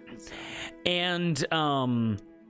And then I love her. I love my mom. And then Mary kind of follows up again and says, In terms of discipline or protection, of keeping Hathor within the temple, yes, of course, with Hathor growing and adapting, and there were rough years as people change and they grow, where there can be fights and loving can be hard. But you cannot force someone to listen to you any more than you can force someone to love you. You can force someone to fear you, but fear is only enforceable when that person is before you or within your reach. The moment that someone escapes your grasp, if fear is what motivates them to improve, then that improvement is gone the moment you cannot see them. In educating Allatour as she was raised, there was disciplinary action as there must be with children. However, Allatour always understood the reason behind why. And Allatour always understood that we would be proud of her for following, that we would love stronger, that we would reward for the behaviors that we wanted to see. And as Allatour, kind of thinking back on your childhood, all accurate? Anything incorrect there? No, no, it's all coming together. And Sangri goes, absolutely fascinating. In all honesty, hour-long scoldings even after my daughter begins to weep, although they are cathartic in the moment, they have not led to the improvements that I have been hoping for. Perhaps this is a new strategy that I could enact. Fascinating. Any other advice, any other questions that any of you have for Mary in this moment? Anything that you guys want Mary to mention or speak on? Well, Mary would absolutely be like, your child's not a reflection of you. Oh, okay. Yeah, Mary's like, look, every time that I look at it, Mary's like, look, girl, mother to mother really quickly. Every time I look at my daughter's face, I do see a reflection of her father as well, who at a time would have murdered me immediately if we would have met at a different time in our development. Her father and I were completely ideologically opposed for hundreds of years before we met. But then it took me being, trying to seduce him, and then it turned into a bit of a love affair. It was a very physical one, where after a lot of resistances, and it kind of just gets into a very physical conversation regarding her. I've heard this before. I don't care. But after my seduction was successful in the physical sense, but not exactly in the emotional sense, well, we came to an understanding, and I was converted away from being a succubi instead of, or in the traditional sense, and instead became a priestess. And so the point at which to be, the point is to say that although Allatour is a reflection of myself, she is also a reflection of her father. And I would imagine a mother such as yourself that your child is a reflection of you, and perhaps you wish to live vicariously through her correct past mistakes, but that is not what children is for. That is not what love is for. They must grow, and if they grow close to you, they shall, and if they grow away from you, they shall, but you cannot force them to do anything. You can only make them fear. And Sangri goes, fascinating. Wow. Wow. Did not expect to talk to another mother. This is very insightful. Well, Mary, it was a joy meeting you. I'm going to pass you back over to Allatour and Hawthorne's friends now. But thank you so much for picking up. I hope everything is going well in Pirate Town. Yar har, fiddle-tee dee. And perhaps being a pirate is a pirate for me. Okay, you take the fucking phone back. Give it back. That's actually an incredibly offensive slur. I don't say that. I don't say that. That's not canon. Okay. Mary goes... Mary kind of speakerphone off, goes to you guys and goes, so I was just talking to an archfey. Where are you guys exactly? Oh, I should have let you know I'm in the Feywild. You're in the Feywild? Yeah. So you're not on the material. You three can talk. Hang on 1 second. And I kind of Hi, Heather's mom. Oh, yes. This is Wax, and this is Shree. I've been, the ones I've been talking to you all about. Wax and Shree, I have heard so much about both of you. Oh, You too. You are Nice welcome. to talk to you. Anytime in the temple, you're welcome to come by the arbor. We can do the tricks of the six and give you guys the tour of all the districts. It's a bar crawl that we do. It's a bar crawl. Yeah, it's a bar. So we actually invented it to screen for diseases. They come to kip you up first. But we don't have to do the disease. I bet you are all very clean and always wear protection. No, they don't have syphilis. They're good. Incredible. Amazing. I don't think either of them can get syphilis, so even better. and he goes, okay, honey, please take me off of speakerphone. What the fuck do you mean you're in the Feywild? Okay, it wasn't a choice I made. I was going around killing dragons because we don't want them to come back, and then we woke up.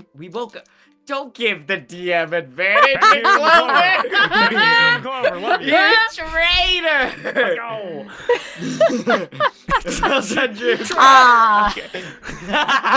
Good point.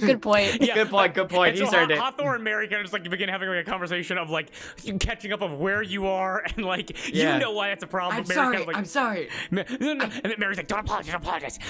What? How did you possibly end up in the Feywild? And the conversation. We got teleported. I'm so sorry. Sangri looks over to Wax and Cherie in the bath and goes like, because Hathor is definitely like you guys immediately get the sense of like Hathor is a little bit unique in the sense where it's like Hathor kind of fits this vibe, like the chaos and the pageantry. Where now she's looking at true vampire and guy that she banished and goes, well, that was a wonderful phone call. Hi. Hi. Is the temperature comfortable? Yep, it's water temperature for sure. Yep. Mm-hmm. The temperature of water. And what of you, Cherie? Have you tasted the water? It comes from a distilled source. It's all bottled water. It's perfectly safe to drink. Do they have plastic in the Feywild? Microplastics. Microplastics? I believe there are notes of an artificer working in free genre development. Dasani. Okay. If it's all the same to you, Archfey, I will not be consuming anything in this realm. You won't drink my bathwater? I already did. What's the song that plays during fucking when he's in the bathtub? Oh, Jesus. Oh my God. Oh, God. I don't know. Wax, I I will don't say, know. immediately jumping on to any bit. We're definitely still on rocky terms. I did miss having you around, though. Aww. I appreciate that. So, here we are. You know, I've actually never... I'm not Mary. I shouldn't roll my S's like that. I haven't actually ever spoken to a... well, again, apologies for my outburst yesterday evening. It was completely uncouth of me. And because I have actually never spoken to a true vampire before, and I would love to learn more about the physiological effects, the psychological effects, or if you do not wish to speak, you do not have to, but I'm just here to pick both of your brains. Cool. I don't know as much about the vampire stuff, but I look at Shuri. It is new for me as well. My brain is not yours to pick, Faye. You wish to keep your secrets, you wish to keep your emotions to yourself. And based upon the conversation that I just had with Mary, there is no way that I can force that out of you. You can. Oh, I could. But, out of respect for another mother who has gone through the same trials and tribulations as myself, I shall not. As well, I wouldn't take it personally. Shuri is a woman of few words. Kind of in general.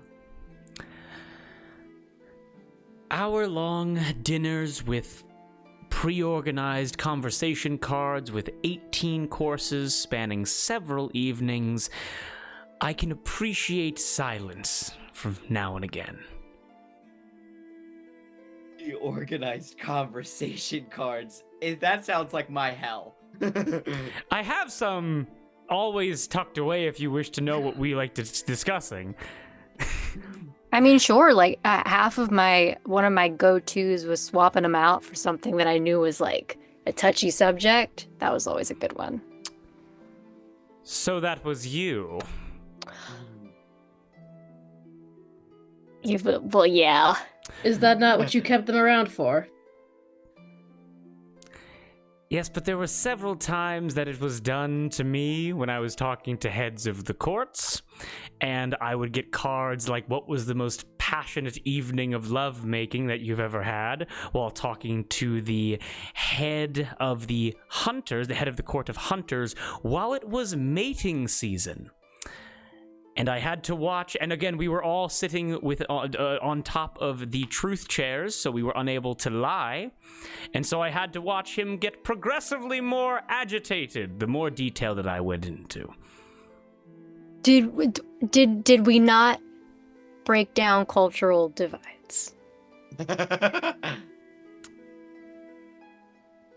I guess that is one way of looking at it, but I wish he did not go into such grave detail when it was his turn to answer the question. Well, I rarely would make anyone say something that they don't mean.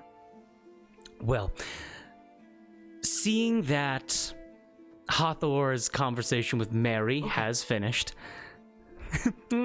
hangs up. Back to the discussion of the Oopsie Daisy trial that is impending.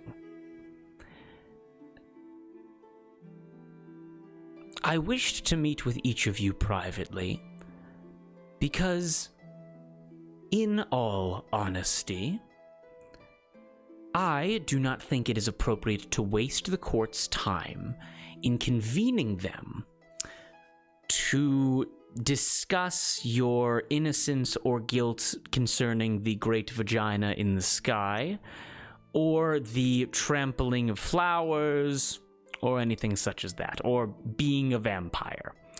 I think that would be a waste.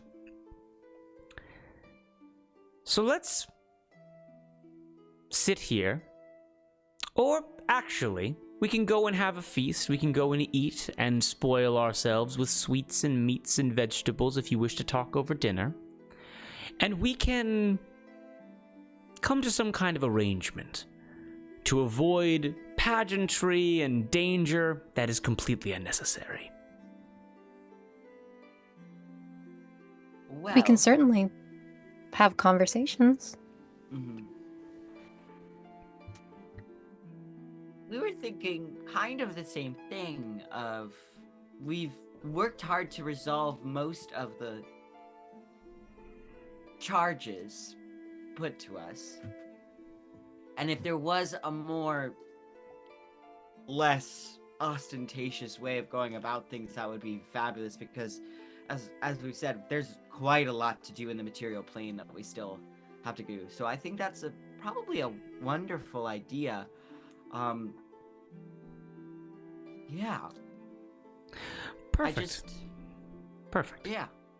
Everyone, at your own pace, to respect your own privacy, please, stand. How about... There shall be a feast in the next hour that will be inlaid with all kinds of foods that you would wish. Not 18 courses. It shall not take several days. There will be only... Hold on. Hold on.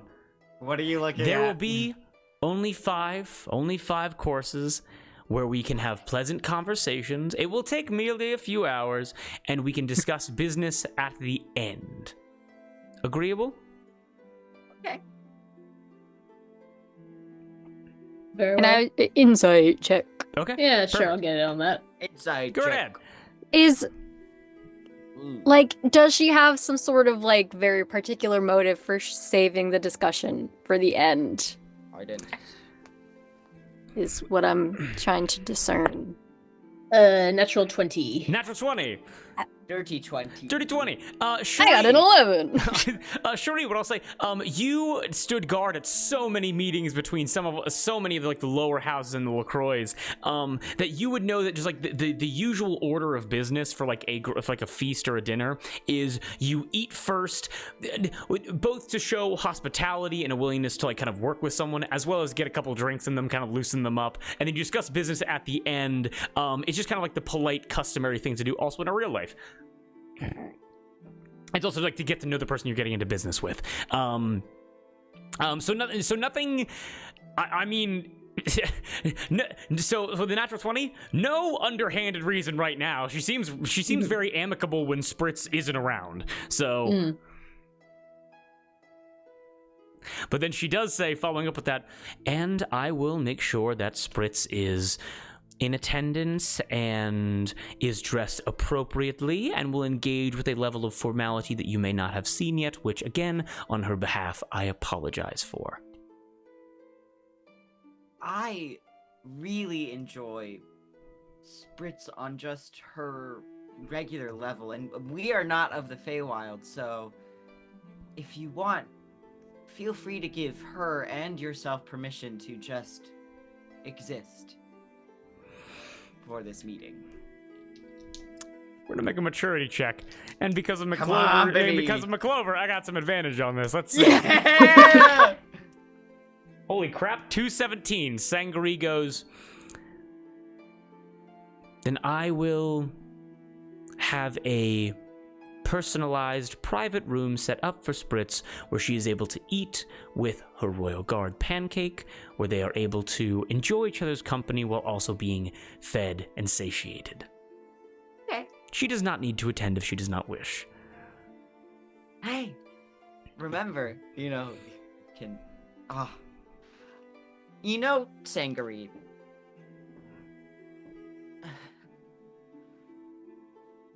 For a time, and I take the sending stone back off around my neck and I go, I feel like there are very few moments when I know the path so clearly in front of me. And I think if you can be your true self with my mother, I think you will get more use out of this than I will. Oh my god! Holy shit! You take off your sending stone and you hand it over to Sangari. And I would very much like if, while we're attending this dinner tonight, if all of us could be our true selves.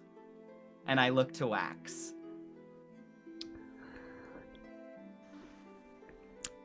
She takes your sending stone, and because you just gave a warlock patron something that is very special to you, she kind of looks at this in like amazement and says, "This is a grand gesture, Hathor.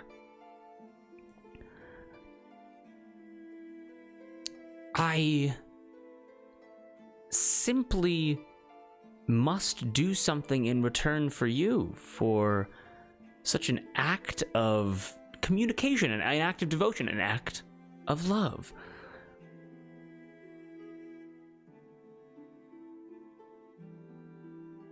I'm not entirely sure what to say.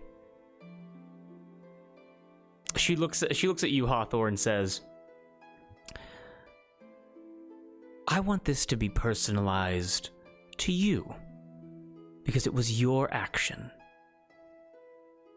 What reward do you wish for your own life?"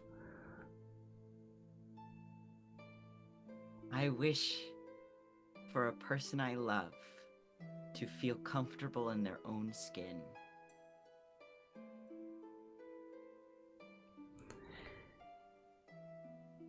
You stand before an archfey, someone who is willing to grant you a favor of the most powerful magical decree within this plane, and you wish to not take that opportunity for yourself, but instead pass it along to your friend.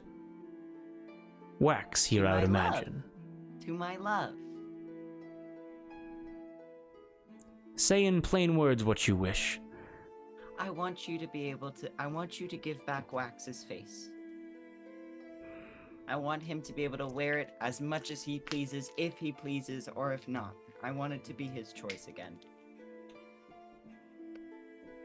Because that is what I believe love is. I want nothing else. I think it's very appropriate in this moment. I'm sweating. I'm sweating. Hold on. This is a hot bath. Could we turn the temperature down of the water, please? It's too water temperature. It's too water temperature. I don't often bathe in warm water. Aw. I fully Cherie has a cold water basin and washes with a cloth. That's what Cherie does. Sangri looks over to Wax. Wax, if I may be honest with you, I was going to offer you your true form in exchange for you doing me a favor. I was going to offer you more, but that was going to be my entry point.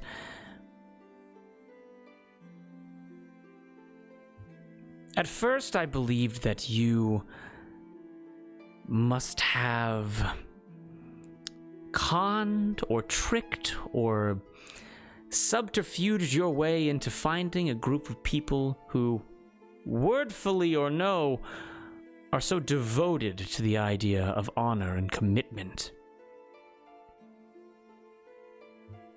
How did you possibly come upon friends like these? Well, I did con them for a not insignificant amount of time. Oh, did you now? Well, yes. But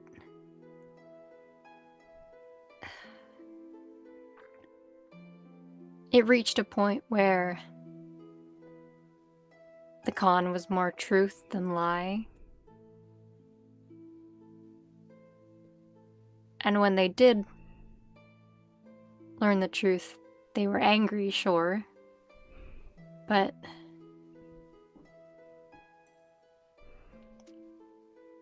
they let me try to make it up to them and ask forgiveness. And I've stood behind them and protected them with all I can.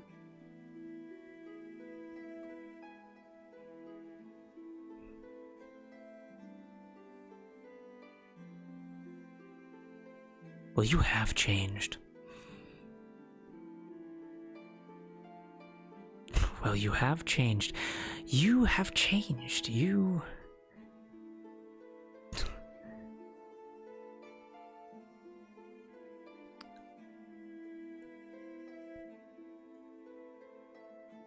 are laid bare before me. Naked, unclothed, undisguised.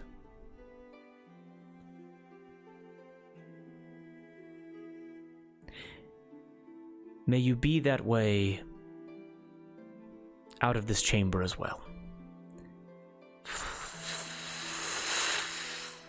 And you are able to smell a sickeningly sweet smell as you watch as the sugar scrubs and the oils and the fragrances and the moisturizer on her chest, all of these aromas come together as everyone is able to watch as the bubbles kind of like surrounding Sangaree are pushed over and they begin to attach themselves to Wax. They begin to kind of climb up your body, into your hair, into your ears, into your face, your shoulders, your chest, covered completely as if you are mummified within the suds. And as all of the bubbles begin to pop, you watch as the face of Wilhelm begins to disappear as something is laid bare and naked before you. Darby, would you please send a photo of Wax's true form? Let me copy and paste it. Oh my god!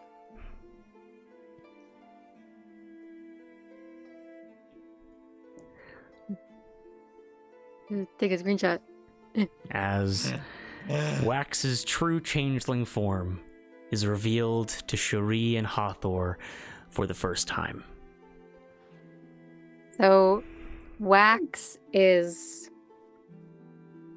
taller than Cassiano, shorter than Wilhelm, but still very lanky, very gangly. Has a very thin face, a very pointed chin, very kind of like very fey features.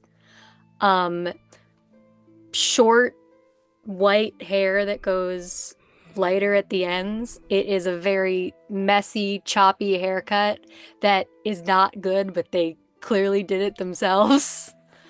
The irises of their eyes are only slightly darker than the scleras, and there isn't really a clear iris, and there's kind of like black like smudges, almost like makeup around their eyes. And that is Wax that you see before you for the first time.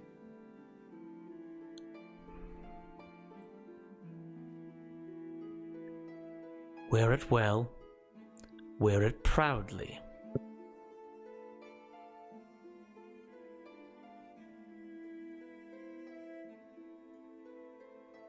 Is she narrowing her eyes? I think she looked like angry. No, I'm not angry at you. Why would I? I don't know, I was trying to understand your face. Suds in the eyes and Okay. moisturizer in the eyes. There's a lot going in my eyes right now. Okay. Let's all return to our chambers, dress ourselves appropriately, and meet up for a feast this evening. And there we can discuss...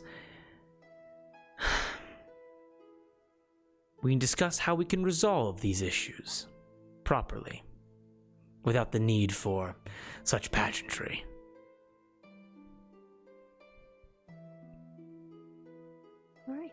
All right. Off with you all. Go. Once we are dressed and out of the room, Wax just grabs Hathor and gives her the biggest hug in the world. And it's just like, Welcome back! oh, thank you so much. You're so lovely. I Thank like you. lift him off his feet Aw. and like spin him around a little bit. And just looking between you guys, it's great to finally meet you in a way.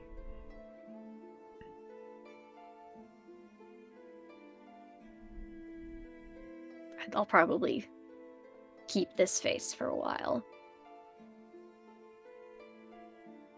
You Thank earned you. it. Thank you, Cherie. Hathor bends over halfway, hands on knees, goes, I can get another setting stone. I can get another setting stone. Oh my I can get goodness, another setting stone." it's Sorry. kind of my life's mission right now to get you another sending stone. It's okay. My goodness. We have to go back to the arbor and get one there, but it's okay. Okay. Well, because if we find just one enchanted, you can it can go to anyone, so you can connect it to your mother. Well, no, because they're part of a pair, I think, right? Oh. Well, we can at the very least get you some sending scrolls. Yeah. We can make a pit stop at Julie Pierre and ask the wizard. Ah, This is true. you see, Hathor did not think of that at all, and then goes, Okay. You're so smart. Excellent work. Oh my god. Wait, I do a perception check for the fucking cat. No, the cat learned his lesson. You Qualnar! look around. Qualnar, like as Sangri like steps out of the bath and get like a momentary glimpse. Beautiful woman. Robe put on her by two pixies. Wrapped up, and then quickly, like, as she turns, appearing on her neck, is the small brown orange cat. Who will be staying around her for a little bit because he's been beaten up every time he's gotten near Shuri. That's what he deserves. Yep. Cats always go for the person who likes them the least.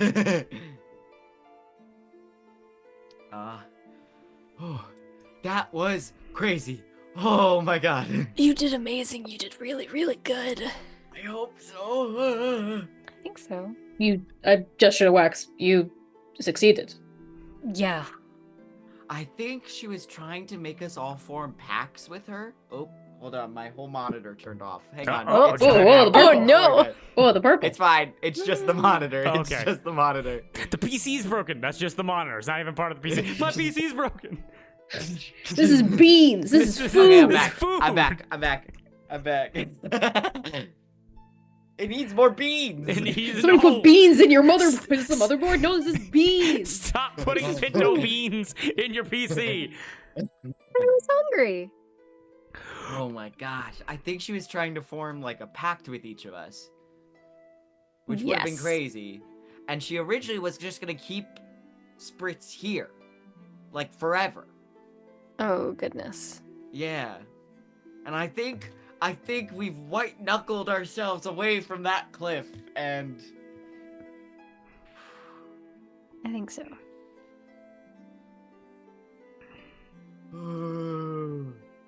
And the more Okay. that, like,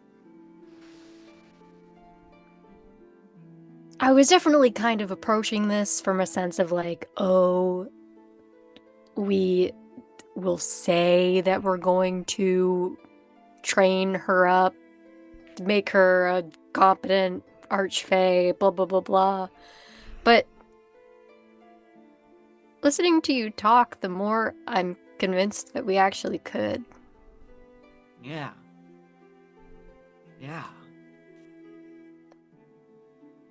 This could be Shuri, good. are you okay? You've been really, really quiet. I'm Rooney, I believe is the word. Yeah. I normally bathe in cold water just because it's better for your body. But it's cold. Can I do like But it restores your restoration? No. Wait, I can fix it. No, it's better for you. It restores your muscles. Oh, Okay. cold baths. I've never had one in my entire life. I recommend it. The colder, the better. Sounds fun. Sounds unpleasant. Well, that was unpleasant for me, so Understandably so. God, there's so much body glitter in that water. Your skin, it's like diamond. Shuri sparkles, Just but the not for fuck Twilight up. reason. I'm so Oh, proud God. of myself. Okay. That's quite good. Cutting forward just by a little bit. yeah. Yeah. We cut to several hours later, where a royal feast has been set up for you guys, for the proper conversation, like, you know, the getting to know you questions for Sangri, while then also going to get to the business of getting you guys out of here. In terms of what you guys want to wear, Fae clothing is readily accessible. Do you guys make any kind of outfit changes or appearance changes before going to this grand feast in the feasting hall, in the dining hall? Wax hunts down, like, just for old time's sake, like, Fae, like, party clothes, the kind of things that he would have worn to, like, go to one of those parties back in the day if he was happening to go as himself. It's very There's some like colorful streaks of makeup on their face and lots of like flowing cloth, and just is taking the opportunity to not dress like anyone else. Unmistakable. Incredible. Allatour, Cherie. The most fucking comfortable shirt ever, and like a very loose, very flowy, long skirt that has a slit up to like her hip. Okay. And then really comfortable sandals, and her hair, since it's wet, she's braided it into just 2 simple plaits. Like a beach wedding. Yeah. Incredible. Sure. A basket of flats so the girls can dance. Okay. And Cherie, what are you wearing?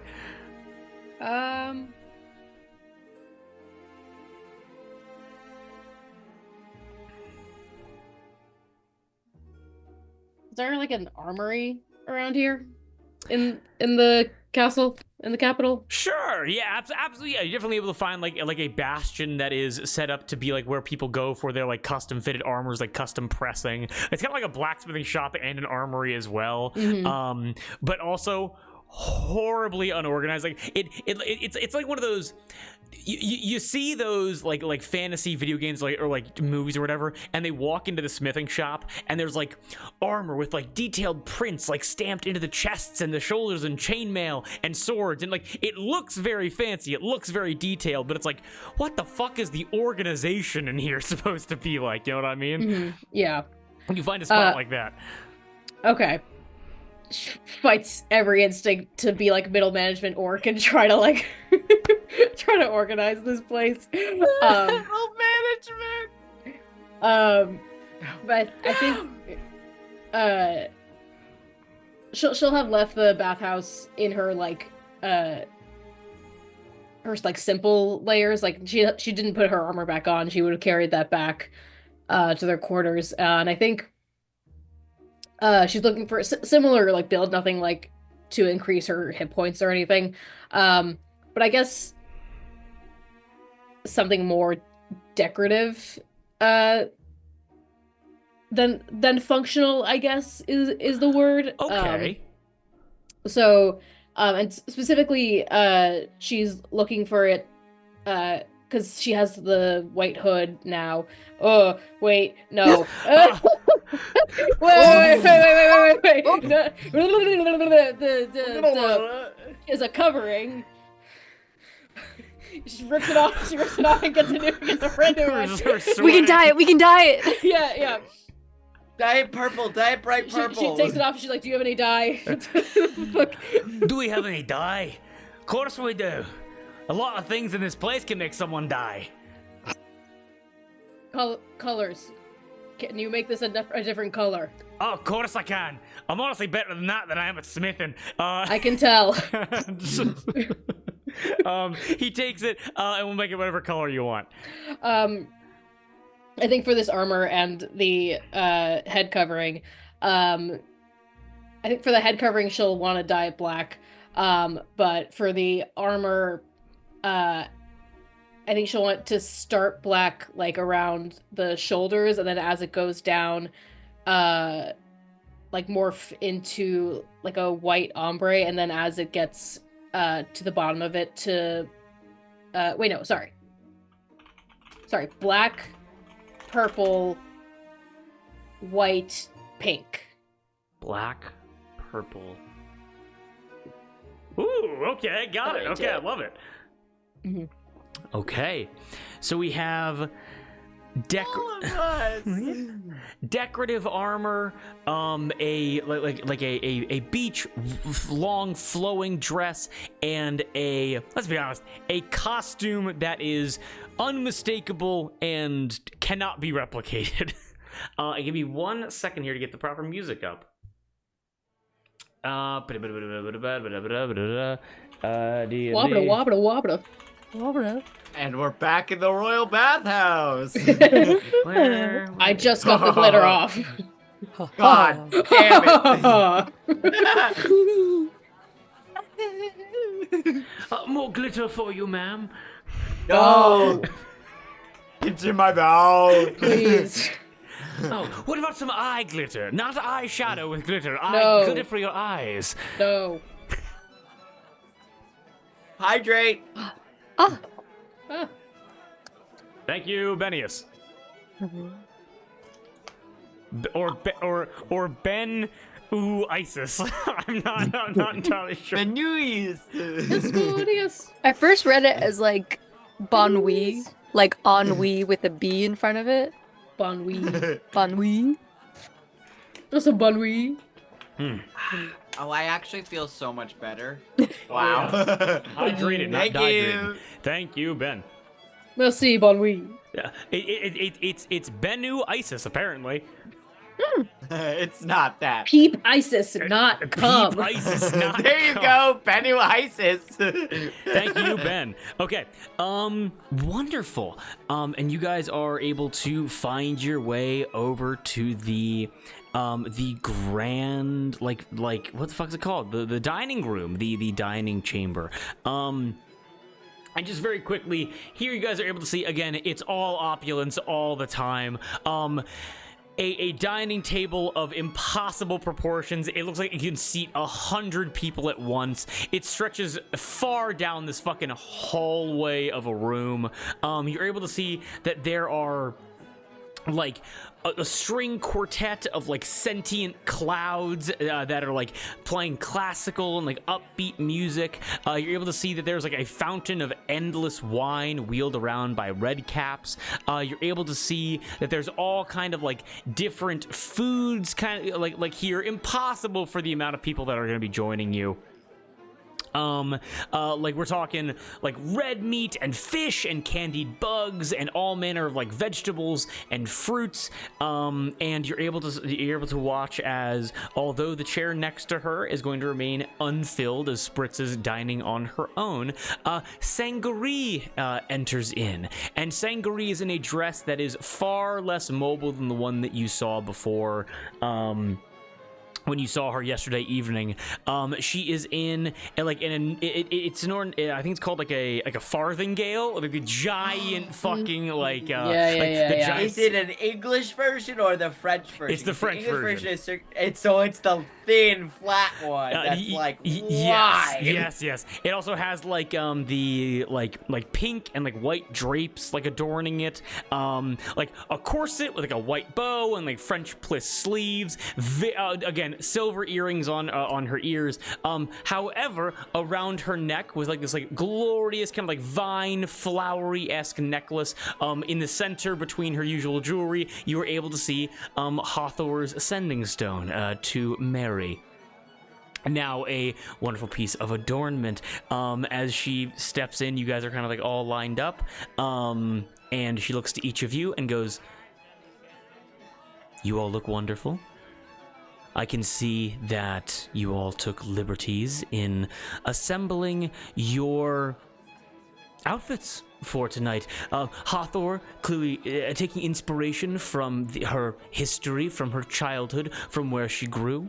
Wax taking inspiration, expressing yourself in a way that I never thought I would see again. And Cherie, you, with several words, were not only able to assemble this beautiful rainbow of a set of armor and dress, but also have motivated our blacksmith with just one sentence to completely change his form of organization.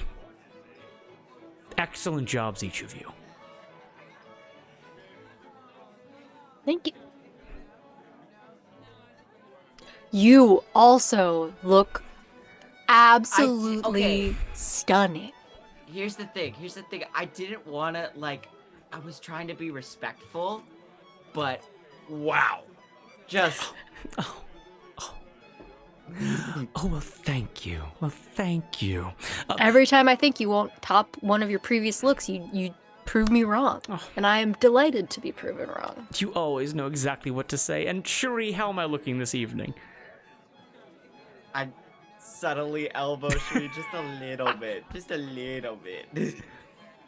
It is a garment befitting of an archfey. Okay, everyone, please seat yourselves. And sentient chairs go, and they scrape out. And everyone is able to sit down if you wish. Yes. Onto the chairs. Excellent. Everyone here, please give me a charisma saving throw. It's going to be a DC 16. Is the food? It's the chairs of truth. Oh. Do I get this with advantage from? No, it's charisma check. It's charisma save. But we add plus something from Wax's aura. Oh, add Oh, it's a 5. saving throw. Yeah, at 5. DC 16. 30. Oh. So, can I give myself guidance? Yeah, sure, go ahead. 25. Oh no. Okay, so Did you add the aura? hold on. I I think I failed by 1. I got a 15 total. Oh, okay. Usually Sangori sits down and she says, honestly, if one of us had to fail, this is best case scenario. This is true. she sits down and she goes, I intentionally fail. I assume that everyone else will be intentionally failing the checks. Yes, I did fail. Oh, incredible. Yes. Okay. Not intentionally, because I wasn't expecting it. Then we shall. And Shuri? I failed. Amazing. Then let us enjoy an evening where we are unable to lie to one another. And this company is so wonderful. What an educational day it has been. The first course, please, let us dine. And the first course is able to come out. It's an amuse-bouche, hard-boiled eggs, carrot crisps, blue cheese, jam, and crackers, gazpacho shooters. What's up? I lean over to Shuri and I go, I'm so hungry, and this is not enough food for that. There are 4 more courses. I have to wait? Yes. Okay, I'll try. Red caps come over, present the food to each of you. They're like wearing trays like on their heads. As they kind of like, and they kind of like run up to you, and you are able to take whatever proportions you would wish. We're going somewhere with this, by the way. I'm not just putzing around here. She takes out cards. She takes out like literally like they look like flashcards basically, and goes, and now for the customary conversation. What is the most recent piece of literature that each of you has read, and what did you think of it?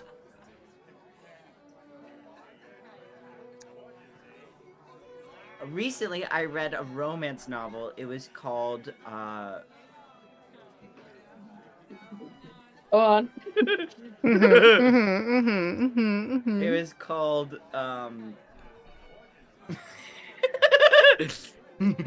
I think Ather's also giggling as she's trying to say this. We don't need to talk about the title, but it was a great love story between somebody from another plane and this world. It was great. It was a great time. Excellent. Hawthorne, I can see that. Yes?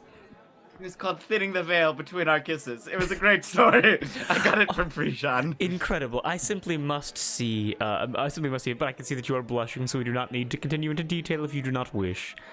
Oh, I don't have it on me. I read it. Oh, wait, literature. I pull out my comic books. Yep. And I fan them out. He's an archaeologist who goes and discovers ancient history. His name is Doug Clay, and he wears a cowboy hat. He wears a cowboy hat? Isn't he hot? Not only is he hot, who is that? Oh my god, that Earth Genasi man behind him. Ah, Lord. What an incredible... the Earth Genasi is him. No, Doug Clay is the human. Oh. What? Onyx. The title says Onyx Clay. The title says Onyx Allatour. Douglas Onyx Allatour. Oh, the human's fine. He's cool. She balls it man, up. She hits you with it. learn to read, Hathor. I guess for a pirate might be difficult. I'm literate. I'm literate. Okay, and for the rest of you. The last book I read was the very helpful literature that was left behind in my chambers to catch me up on everything that happened while I was away. And it was illuminating. I appreciated it. Of course. And my answer would be the same as yours, as I had to proofread that myself. And perhaps you will be tested on its educational properties in the coming hours. Perhaps. And what of you, Cherie? The last book I read was the history of the Basset family back in Jolie-Pierre. The Bassets. That was the old man. That was the 18-year-old with the funny voice that Spritz talked about. Yes. Oh, and what did you learn about his family, about his lineage? I learned where we could find the locket of his deceased lover in order to track down the stone dragon that could be awoken to destroy this city. Well, you certainly are a problem solver, even when you are consuming literature. Very driven. Very... Yes. A tracked mind. Yes. Always impressive. Well, what? Oh, this is so fun. This is so wonderful, having company. Incredible. The next course, more food comes out. Again, we're getting somewhere. Next food. I wrote some of these down. Bouillabaisse, duck confit, steak frites, crepes of all varieties, a bunch of stuff. Hathor goes, yes! Yes! Sangri matches her and she goes, yes! She eats an ungodly amount of food. You don't know where she puts it. You think it might be getting burned up into her stomach as, like, fuel. Absolutely incredible. Well, as we move on to the main course, what is the hottest meal? The hottest meal that any of you have ever had? Cherie, please start us off this time. As Hathor is absolutely going to town on this food, can I just make a check to, like, double, triple, quadruple check that this is safe? Yeah, go ahead and give me a quick perception check. Perception? Or actually, no. Give me an Arcana check with advantage. Thank you. I was saying it for the bit, and now I regret it. 22. With a 22. Okay, with a 22. Good news. The food, totally fine. Literally, totally fine. There's no problem with the food whatsoever. You do notice, though, that, like, are you all sitting, like, in a line? Like, is it like, Sangari, Spritz's empty chair, and, like, you three? Or are you sitting, like, across from each other? I imagine some of us across from each other. I feel like it would be weird if we were all Like the Last Supper. like the Last Supper. Okay, got it. What are you posing for? There is a painter who is making an artistic rendition of all of this, by the way. Yeah, we'll say it's Cherie and Wax sitting next to each other, and then Hathor sitting alone on her side. Mm-hmm. Easy peasy. And although, as you kind of just like, as you're like clocking into the food, you are able to sense like a ping on your radar, basically, of something of another with what'd you get again? 23? 22. 22. With a 22, you sense. Specifically, it is fiendish. It is an infernal presence somewhere within this castle.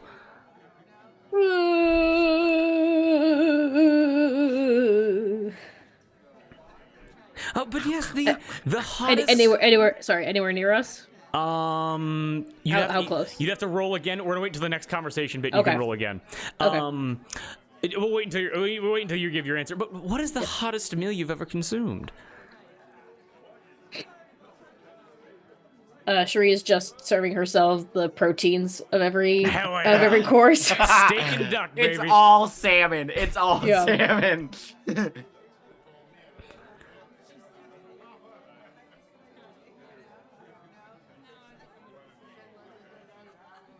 I believe.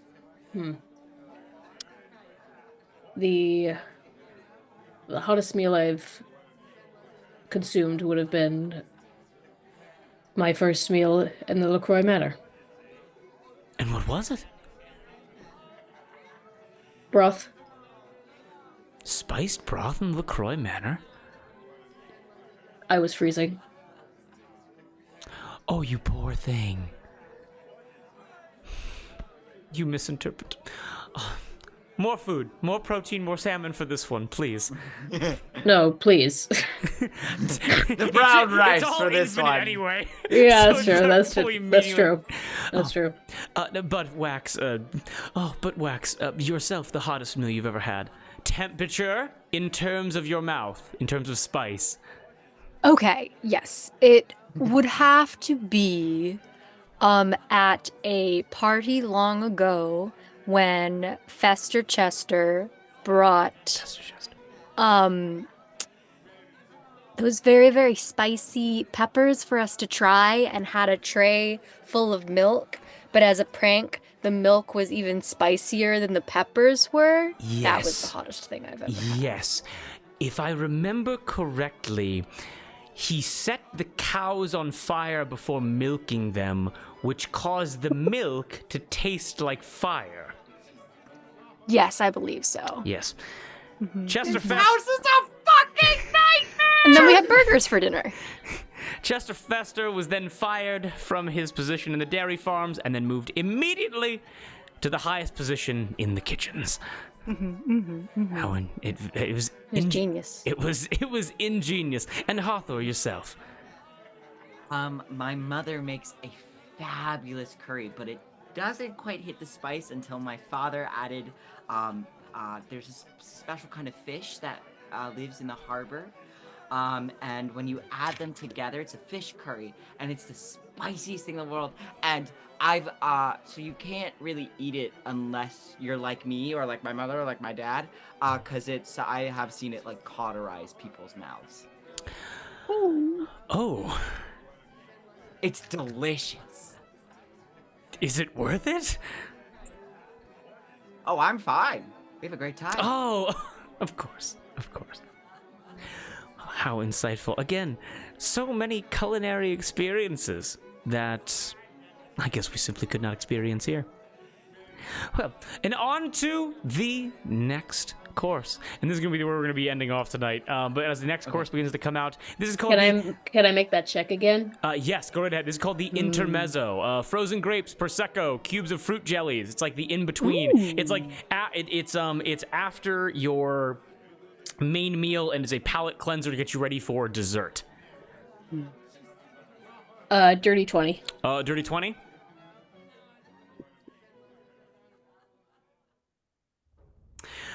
Cherie? You have clocked this energy once before. And you remember it because it was within the Battle of the 4 Months. Your mouth begins to dry out. Like, almost as like you just had a very dry wine. Your nose begins to dry out as well, as you notice an infernal presence is making its way towards you guys very quickly. You guys probably have about 1 minute until this presence arrives in this room. The floor is yours.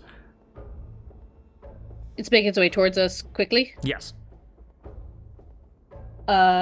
Cool. I will. Explode. Yeah. Is there an entry point to the dining area? There are many doors lining this like hallway of a room, but you are able to notice that the chair next to Hathor's, the place, the seat, the place setting has been set up as if a guest is expected, and there is a set of doors right behind Hathor. Then, as they're serving this course, Cherie will. Ooh, Prosecco! Thank you. Let me just make sure. Also very appropriate because Cherie is like always in bodyguard mode. Yeah. Yeah. It's so good. Cherie will immediately stand up in the middle of this course and stand behind Hathor, and at the door behind Hathor's chair, placing it on the door, she will cast Daylight. Oh, what does Daylight do?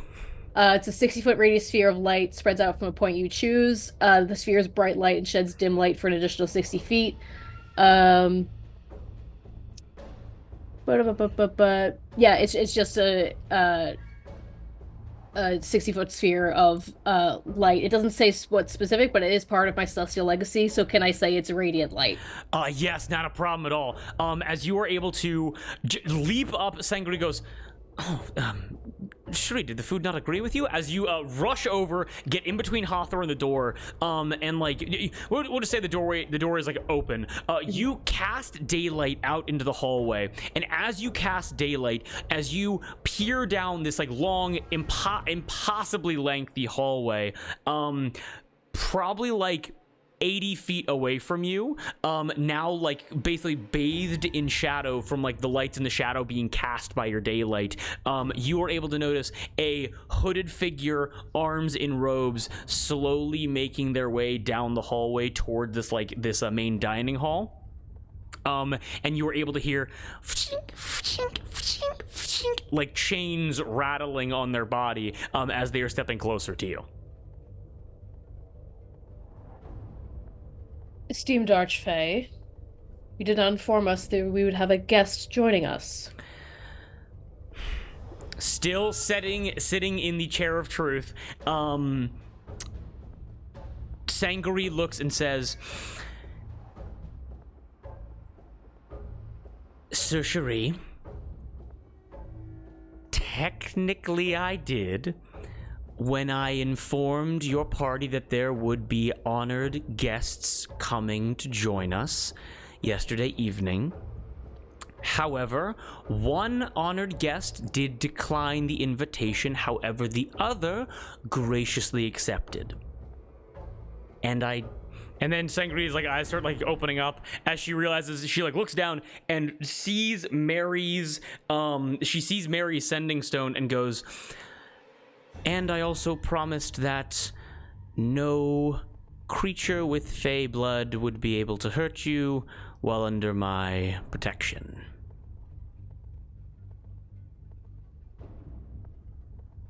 What? This is not a fey creature. That is not a fey creature. That is the honored guest. And Sangri looks at all of you like she is realizing that she made a grave mistake where she put plans in motion before you guys had this conversation, and she gets up and says, Stay seated. Now that I do not appreciate. Would it be acceptable for us to call a bit of a recess from this feast? No. Guarantee that this presence, this esteemed guest, will not harm my friend, and we may resume. I don't Looks over at know Allatour. I don't know if it's coming for me, and I look to Wax and Cherie, who have both of my soul on them. Sangri, looking over to Hathor as well, goes, and also, given that this honored guest is not from the material plane or from the Feywild, I do not have jurisdiction with my magic. A recess to the dinner. A recess. Quick, everyone. Please. Please go. Go. For the best. Sangri gets up, swishes her hand in the air, and the doors immediately close. And she goes, "Chairs, please help." And the chairs go, "Go, go, go, go!" And the chairs slam themselves up underneath the door handles. And Sangri goes, "So, we currently have a doorway in between us and this honored guest. What should we do now?" Because I cast, was it earlier today where we talked to Spritz? Yes. Okay. This is gonna be the last thing that we're gonna get one idea from everybody, and then we're gonna call it, because we're getting a little bit late. Only have 1 3rd level spell slot left, and I'm going to save it for Revivify just in case. Okay. I also only have 1 2nd level spell slot left. Okay. So what I'm going to do is I'm going to cast Bless and add it to Wax, Shuri, and Sangri. Okay, all right, excellent. It perks up a little bit. Shuri, Wax, what are you guys doing? I think I'll drop Daylight. Instead, I'll staying positioned in front of Hathor's chair between her and the door. I'll take my sword out, drag it across my palm, and activate a Crimson Rite, and just stand at the ready. All right, standing at the ready, amazing. And then Wax, what are you doing? I am going to activate my Peerless Divinity, my Channel Divinity Peerless Athlete for advantage on Strength and Dexterity checks, and I start to gather in my hand the start of an Eldritch Blast and get ready. Incredible. You are able to watch as Sangari's dress loses a bit of color as you begin to summon that Eldritch Blast, as you pull magic from her ambient warlock thing. As Sangari goes, bit of a change of plans. Let us walk and talk.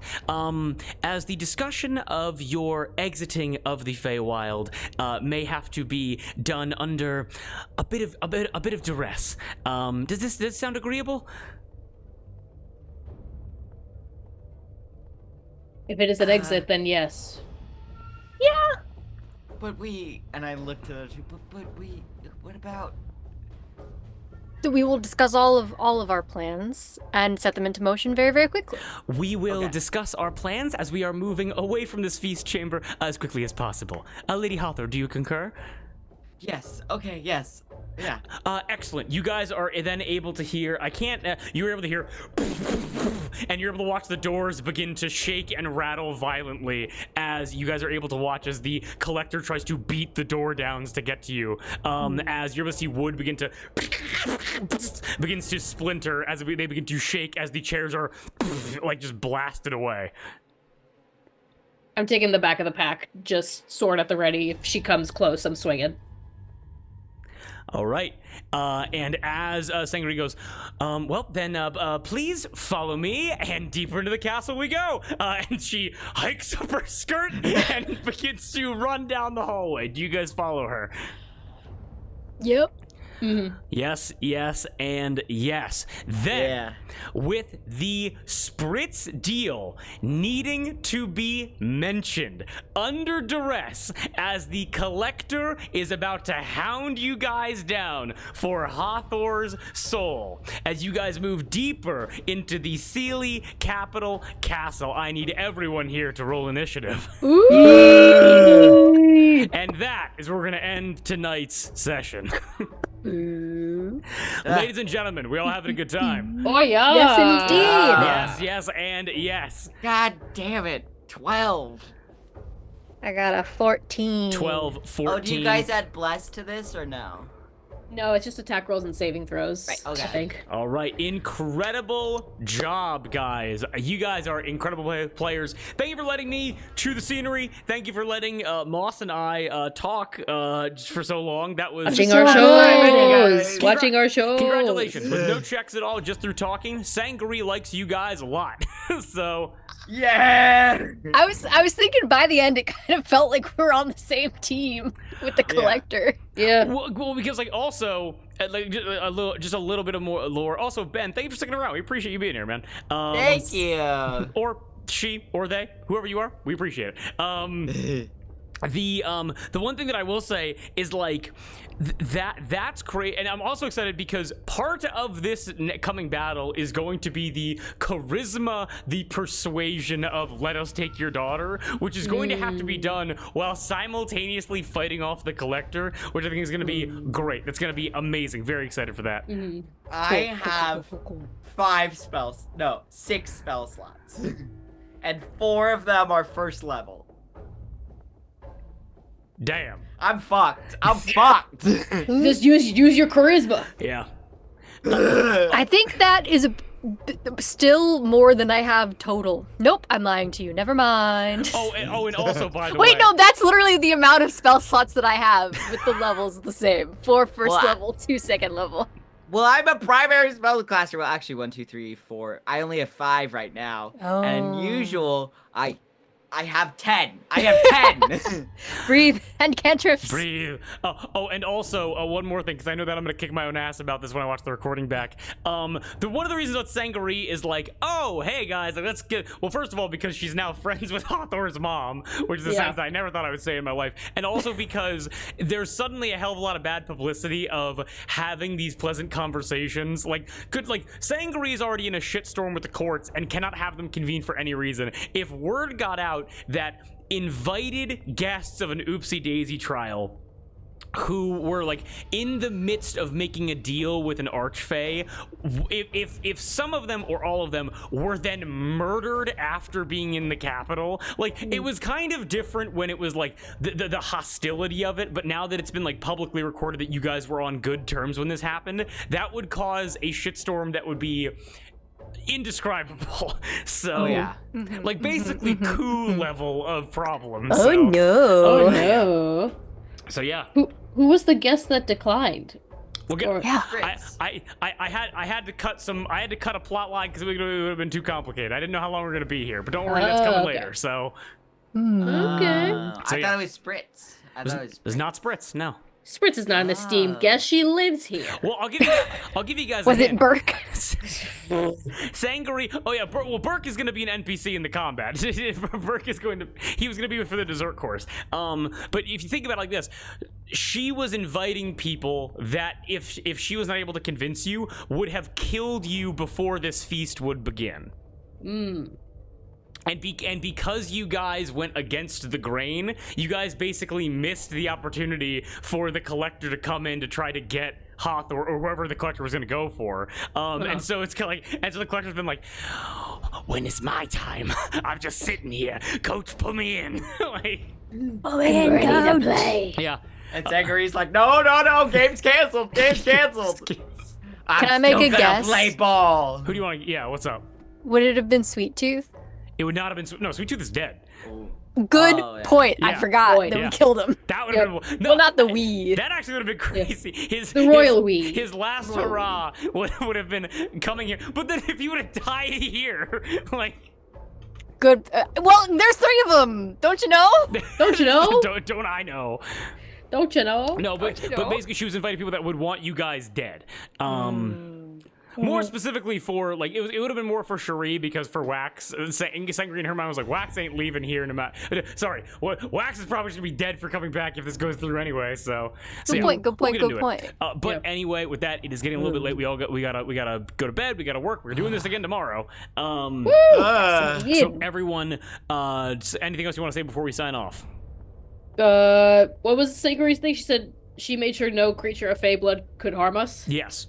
Yeah. Okay. What if And it's did another she- angel? Did she include herself? I guess that would include herself. Yes, technically Okay. speaking. No creature of fey blood. Although it would be fucking crazy if she whipped out like a revolver and just shot. Her. My can't- picky. I can't slap either of you. Clover. Good night, Clover. Good night, Clover. man. So yeah, any other questions? Uh, I'm hot. Gubba. I'm hot. We're I'm all hot. I'm fine. I'm sweating. Goldilocks looking ass. I'm just right. So good. Oh yeah, well done. Wax can't slap us. Nope, Sangaree can't hurt us. not allowed. Not allowed. Wax was about to cut Shorty's throat, which wouldn't have done It's anything all over. anyway. But... Yep. Nope. Quick, everyone, say something you've always wanted to say to Wax that might piss him off. Your true form is ugly. Why I yoda? Why? When we're back on the material plane, Well, then- it's over. Well, then with that, we're gonna be signing off. Thank you everyone for joining. Thank you for coming to the table. McClover and Jason and Ben, we appreciate you being here, and we'll be catching you guys tomorrow for Palm with the Fist. Get excited for that. Kenneth Ward dies tomorrow. He But does. hey, you guys might die next session, so tune in to see what happens with Allatour as we see them battle the Collector. But we'll see then. Peace out, guys. Much love. Bye.